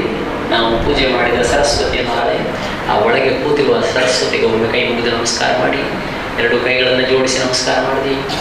ನಮಸ್ತೆ ಶಾರದೆ ದೇವಿ ಕಾಶ್ಮೀರ ಪುರವಾಸಿನಿ. ನಮಸ್ತೆ ಶಾರದೆ ದೇವಿ ಶೃಂಗೇರಿ ಪುರವಾಸಿನಿ. ತ್ವಾಮಹಂ ಪ್ರಾರ್ಥಯೇ ದೇವಿ ವಿದ್ಯಾಂ ಬುದ್ಧಿಂ ಚ ದೇವಿ. ನಾನು ವಿದ್ಯಾಭ್ಯಾಸ ಮಾಡ್ತಾ ಇದ್ದೇನೆ. ನಾನು ಕಲಿತಿರುವ ವಿದ್ಯೆಯನ್ನು ನನ್ನ ಆತ್ಮೋದ್ಧಾರಕ್ಕೆ ವಿನಿಯೋಗಿಸ್ತೇನೆ. ಅಮ್ಮ ದೇವಿ ಶಾರದೆ ಸದಾ ನನ್ನ ಒಳಗೆ ಇದ್ದು, ಸದಾ ನನ್ನ ಒಳಗೆ ಇದ್ದು, ನನ್ನ ಎದೆಯ ಭಾಗದಲ್ಲಿದ್ದು ನನಗೆ ಜ್ಞಾನ ಕೊಡು, ಬೆಳಕು ಕೊಡು, ದಾರಿ ತೋರು. ಶರಣ್ಯೇ ತ್ರ್ಯಂಬಕೆ ದೇವಿ ನಾರಾಯಣಿ ನಮೋಸ್ತುತೇ. ಈ ನಮಸ್ಕಾರದೊಂದಿಗೆ ನಮ್ಮ ಇವತ್ತಿನ ಶಾರದೆಯ ಸ್ತುತಿ ಆಗಿದೆ. ಶಾರದೆಯ ಸ್ತುತಿಯನ್ನು ಚೆನ್ನಾಗಿ ಮಾಡಿದವರಿಗೆ ಸೌಭಾಗ್ಯಾದಿ ಚ ಯತ್ಕಿಂಚಿತ್ ದೃಶ್ಯತೆ ಲಲಶಾಂ ದದಾಸಿ. ಇದು ಹೇಳ್ತಾರೆ, ಯಾರು ಚೆನ್ನಾಗಿದ್ದಾರೆ ಅವರು ಸರಸ್ವತಿ ಪ್ರಾರ್ಥನೆ ಮಾಡಿದರೆ ಅವರು ಕೈ ಹಾಕಿದ್ದೆಲ್ಲ ಮುಟ್ಟಿದ್ದಲ್ಲೇ ಚಿನ್ನವಾಗಿ ಬಿಡ್ತದೆ ಅನ್ನುವ ಸ್ತೋತ್ರವನ್ನು ಕೂಡ ನಾವು ಈ ದುರ್ಗಾ ಸಪ್ತಶತಿಯಲ್ಲಿ ಕಾಣ್ತಾ ಇದ್ದೀವಿ. ವಿದ್ಯಾ ಸಮಸ್ತ ತವ ತವ ದೇವಿ ಭೇದಾ. ಇವರು ಪೊಲಿಟಿಕಲ್ ಸೈನ್ಸ್ ಅಲ್ಲಿ ಪ್ರೊಫೆಸರ್, ಅವರು ಲ್ಯಾಂಗ್ವೇಜ್ ಅಲ್ಲಿ ಪ್ರೊಫೆಸರ್, ಅವರು ಸಂಗೀತದಲ್ಲಿ ದೊಡ್ಡ ವಿದ್ವಾಂಸರು. ಈ ಒಬ್ಬೊಬ್ಬರಿಗೂ ಒಂದೊಂದು ಏರಿಯಾದಲ್ಲಿ ಈ ಎಕ್ಸ್ಪರ್ಟೈಸ್ ಅನ್ನ ಭಗವತಿ ನೀ ಕೊಟ್ಟಿದ್ದೀಯಲ್ಲ, ಅದೇನು? ಅದೆಲ್ಲ ಈ ದೇವಿಯ ವಿವಿಧ ವಿಲಾಸಗಳು ಅಂತ ಹೇಳ್ತಾರೆ. ವಿವಿಧ ವಿಲಾಸಗಳು. ಸರಸ್ವತಿಯ ಇಷ್ಟು ಒಳ್ಳೆಯ ಪೂಜೆಯನ್ನು ಮಾಡಿ ನಾವು ಸರಸ್ವತಿಯನ್ನ ಈ ರೀತಿಯಲ್ಲಿ ಪ್ರಾರ್ಥನೆ ಮಾಡಿದ ನಂತರದಲ್ಲಿ ಆ ಸರಸ್ವತಿಯಲ್ಲಿ ಶರ್ಮದಾಯಿನಿ ಕರ್ಮ ಮೋಚಿನಿ ನಿರ್ಮಲಂ ಕುರು ಮಾನಸಂ. ದೇವಿ ಏನು ಮಾಡಬೇಕು? ದೇವಿ ಮುಂದಿದ್ದ ಪ್ರಾರ್ಥನೆ ಶರ್ಮದಾಯಿನಿ. ನನಗೆಂತ ಕೆಟ್ಟದಾಗುವ ಸಂದರ್ಭ ಇದ್ರೂ ಕೂಡ ಎಲ್ಲಾದ್ರೂ ಒಂದು ವೈರ್ ಮುಟ್ಟಿದ್ರೆ ಅದ್ರಲ್ಲಿ ಕರೆಂಟ್ ಇರಬಾರ್ದು. ಶರ್ಮದಾಯಿ ಅಂತ ಅರ್ಥ ಆಯ್ತಾ? ಇದಕ್ಕೆ ಯಾಕೆ ಹೇಳ್ತೀನಿ ಅಂದ್ರೆ ನಾನೇ ಅನುಭವಿಸಿದ್ದು ಸ್ವತಂತ್ರವಾಗಿ. ನಮ್ಮಲ್ಲಿ ಒಂದು ದೊಡ್ಡ ಸಂಸ್ಕೃತದ ಪ್ರಾಧ್ಯಾಪಕರದ್ದು ಒಂದು ವರ್ಕ್ಶಾಪ್ ಪಾಂಡಿಚೇರಿಯಲ್ಲಿ ಅದು ನಿಮ್ಗೆ ಗೊತ್ತಿದೆ, ಪೂರ್ವ ಭಾಗ. ಅಲ್ಲಿ ಸೂರ್ಯೋದಯ ನೋಡಿ ಭಾರಿ ಚಂದ. ಬೆಳಗ್ಗೆ ಮುಂಚೆ ಎದ್ದು ನಾನು ಬೇಗ ಹೋಗಿ ಆ ಸೂರ್ಯೋದಯಕ್ಕೆ ಚೆನ್ನಾಗಿರುತ್ತೆ ಅಂತ ಅಲ್ಲಿ ಕೂತ್ಕೊಂಡು ನನ್ನ ಜಪ ಎಲ್ಲ ಮುಗಿಸಿ ಆ ಉಷಕ್ಕಾಲದಲ್ಲಿ ಸೂರ್ಯ ಹುಟ್ಟುವ ಮತ್ತು ಸೂರ್ಯೋದಯ ನೋಡ್ಬೇಕನ್ನುವಾಗ ನಿಂತು ಸಾಕಾಯ್ತು.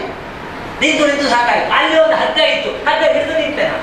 ಹಗ್ಗ ಹಿಡಿದು ನಿಂತೆ. ಸೂರ್ಯೋದಯ ಆಗ್ತಾ ಇತ್ತು ಚೆನ್ನಾಗಿತ್ತು ನೋಡಿ ಖುಷಿ ಪಡ್ತಾ ಇದ್ದಾಗ ನಾನು ಯಾವ ಮನೆಯಲ್ಲಿ ಉಳ್ಕೊಂಡಿದ್ದೆ ಆ ಮನೆಯ ತಾಯಿ ಮೇಲೆ ಬಂದು ಓಡಿ ಬಂದು ಅದು ತಮಿಳಿಂದ ಹೊಡೆಸ ಬಿಡು ತಮಿಳಲ್ಲಿ ಬಿಡು ಅಂತಾರೆ. ಹಿಡಿದು ಬಿಡ್ಲಿ ನನ್ನ. ಯಾಕೆ ಇಷ್ಟೆಲ್ಲ ಮಾಡ್ತೆ ಅಂದ್ರೆ ನೋಡಿ ಅದು ಕರೆಂಟ್ ವೈರ್. ಅದು ಅವರ ಮನೆಯ ಮೇಲೆ ಹೋಗುತ್ತಿರುವ ಒಂದು ಕರೆಂಟ್ ವೈರನ್ನು ನಾನು ಬಟ್ಟೆ ಒಣ ಹಾಕ್ಲಿಕ್ಕೆ ಹಗ್ಗ ಅಂತ ತಿಳ್ಕೊಂಡು ಹಿಡಿದುಬಿಟ್ಟೆ. ಹಾಗೆ ನಾನು ನನ್ನ ಬದುಕಿಸಿದವಳೆ ಯಾರು? ದೇವಿ ಅಲ್ವಾ? ಇಲ್ಲಿ ಕೂತವರೆಲ್ಲರೂ ಹೇಳಿ ನಮ್ಮ ಎಂತೆಂಥೋ ಅಪಾಯಗಳಿಂದ ದೇವಿ ನಮ್ಮನ್ನ ಕಾಪಾಡಿದ್ದಾಳೆ. ಅದು ನಮ್ಮ ಒಳಗಿರುವ ಶರ್ಮದಾಯಿನಿ ದೇವಿಯ ಒಂದು ಸ್ತುತಿ. ಎರಡನೇದು ಕರ್ಮ ಮೋಚಿನಿ.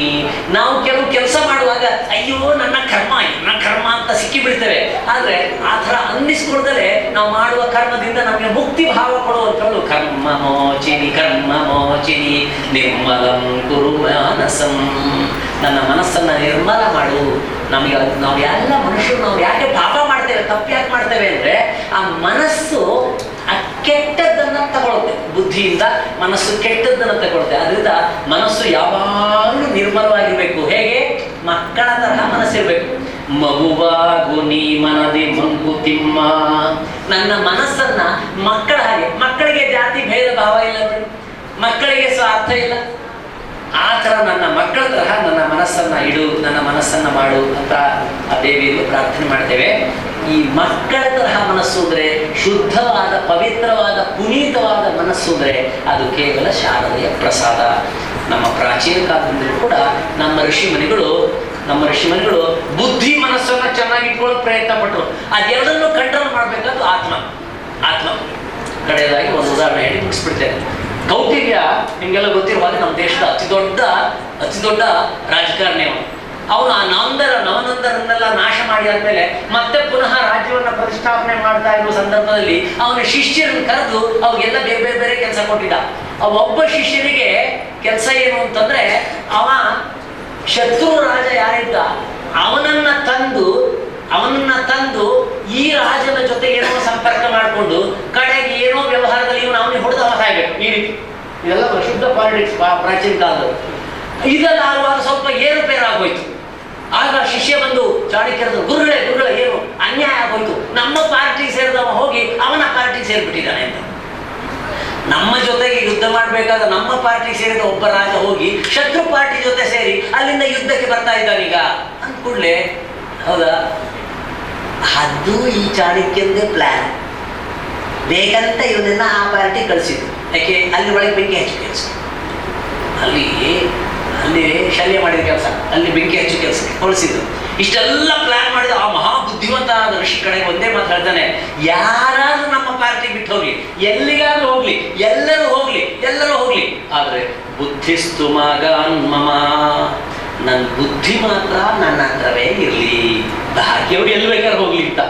ಎಲ್ಲಿವರೆಗೆ ಬುದ್ಧಿ ಪೂರ್ತಿ ನನ್ನ ಕೈಯಲ್ಲೇ ಇರ್ತದೆ, ಆ ಧೀಶಕ್ತಿ ಧಿಯೋ ಯೋ ನಃ ಪ್ರಚೋದಯಾತ್, ನನ್ನ ಈ ಬುದ್ಧಿಯನ್ನು ಜಾಗೃತವಾಗಿ ನನ್ನಲ್ಲೇ ಇಡುವಂತೆ ಪ್ರಾರ್ಥನೆ ಮಾಡುವಂಥ ಆ ಗಾಯತ್ರಿಯ ಮಂತ್ರದ ಶಾರದಾ ಸ್ತುತಿ ಅದು. ಅದರೊಟ್ಟಿಗೆ ನಾನು ತಮ್ಮೆಲ್ಲರಿಗೂ ಕೂಡ ಶುಭ ಹೇಳ್ತಾ ಇದ್ದೇನೆ ಮಕ್ಕಳೇ. ನೀವೆಲ್ಲರಿಗೂ ಕೂಡ ಒಳ್ಳೆಯದಾಗಲಿ.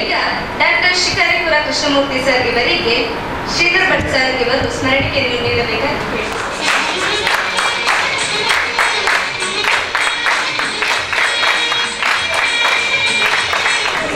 ಕ್ಷಣಕ್ಕೂ ಕೂಡ ನಮ್ಮನ್ನು ಸಾರಸ್ವತ ಲೋಕದಲ್ಲಿ ಕೈ ಹಿಡಿದು ಮುಂದೆ ಕೊಂಡೋಗ್ತಾ ಇದ್ರು. ಮಕ್ಕಳಿಗೆ ಮಾತ್ರ ಅಲ್ಲ, ಎಲ್ಲರಿಗೂ ಕೂಡ ಆ ಓಂಕಾರದ ಝೇಂಕಾರದೊಂದಿಗೆ ಕ್ರಿಯಾಶಕ್ತಿ, ಇಚ್ಛಾಶಕ್ತಿ, ಜ್ಞಾನಶಕ್ತಿಯ ತ್ರಿವೇಣಿ ಸಂಗಮದಲ್ಲಿ ನಮ್ಮನ್ನು ಚಂದ ಮಾಡಿ ಸ್ನಾನ ಮಾಡಿಸಿದ್ದಾರೆ ಕೃಷ್ಣಮೂರ್ತಿಯವರೇ. ಈ ಬಂಧನಿಗೆ ನಾಳೆ ದಿವಸ ಶುಭಾರಂಭಗೊಳ್ಳುತ್ತದೆ. ಇವತ್ತು ಸರಸ್ವತಿ ಪೂಜೆ, ಅದೇ ರೀತಿ ಗಣಹೋಮ ಮಾಡಿದ್ದೇವೆ. ಇದೇ ವೇದಿಕೆಯಲ್ಲಿ ನಾಳೆಯಿಂದ ಕೀರ್ತಿಶೇಷ PM ಶೆಣೆಯವರ ಶತಮಾನೋತ್ಸವ, ಹಾಗೆ ಈ ಬಾಲ ಸಂರಕ್ಷಣಾ ಕೇಂದ್ರ ಸಂಸ್ಥೆಯ 40ನೇ ಸಂವತ್ಸರದ ಸಂಭ್ರಮ, ಅದಕ್ಕೆ ಪ್ರೇರಕವಾಗಿ ಪೂರಕವಾಗಿ ಭಾಗವತ ಸಪ್ತಾಹ ಪುಣ್ಯ ಕಥಾಶ್ರವಣ ಇಲ್ಲಿ ನಡೆಯಲಿಕ್ಕಿದೆ. ಬಹಳ ಸಂತೋಷ. ಅದಕ್ಕೆ ಪೂರ್ವಭಾವಿಯೋ ಏನೋ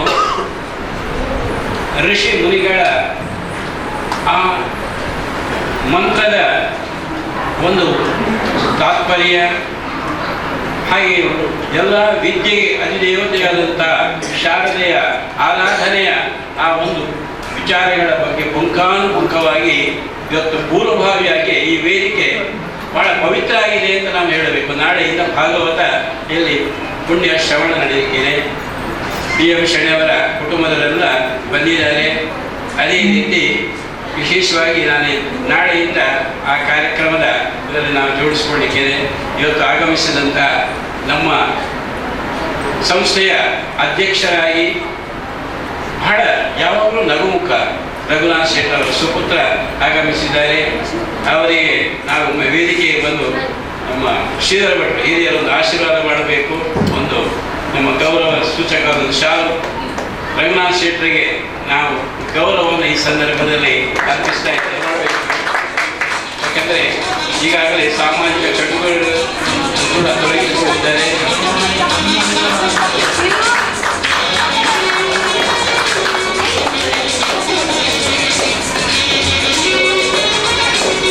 ಒಂದು ವಾಣಿಯ ಬಗ್ಗೆ, ವಾಣಿ ಸರಸ್ವತಿಯ ಉಪಾಸನೆಯ ಬಗ್ಗೆ ಹೇಳ್ತಾ ಇರುವಾಗ ನನಗೆ ನೆನಪಾಗುವಂಥದ್ದು ಕೀರ್ತಿಶೇಷ ಅನಂತರಾಮರಾಯ. ಇದೇ ವೇದಿಕೆಯಲ್ಲಿ ಅನೇಕ ಸಲ ನಾವು ಅವರ ಮಾತನ್ನು ಕೇಳ್ತಾ ಇದ್ದೇವೆ.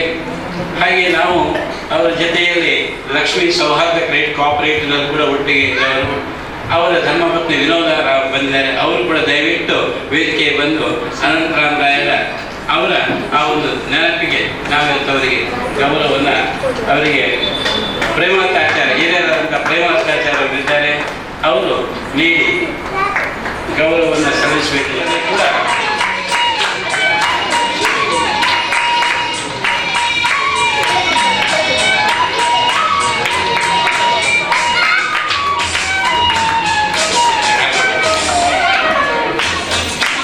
ಶ್ರೀನಿಧಿ ಹಾಗೂ ಗೀತಾ ನವದಂಪತಿಗಳು ಬಂದಿದ್ದಾರೆ.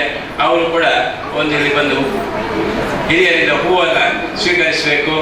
ಪ್ರೀತಿಯ ದ್ಯೋತಕವಾಗಿ ಮೊನ್ನೆ ತುಳಜಾರಾಮ್ ಅವರು ಅವರಿಗೆ ಹೂ ನೀಡಿ ಸುಳ್ಯದ ಶ್ರೀನಿಧಿ ಮೇ 1ನೇ ತಾರೀಕು ವಿವಾಹ ಆಗಿದೆ. ನಾವೇ ದಾರಿಯಾಗಿ ಕೊಟ್ಟಿದ್ದೇವೆ. ಗೀತಾ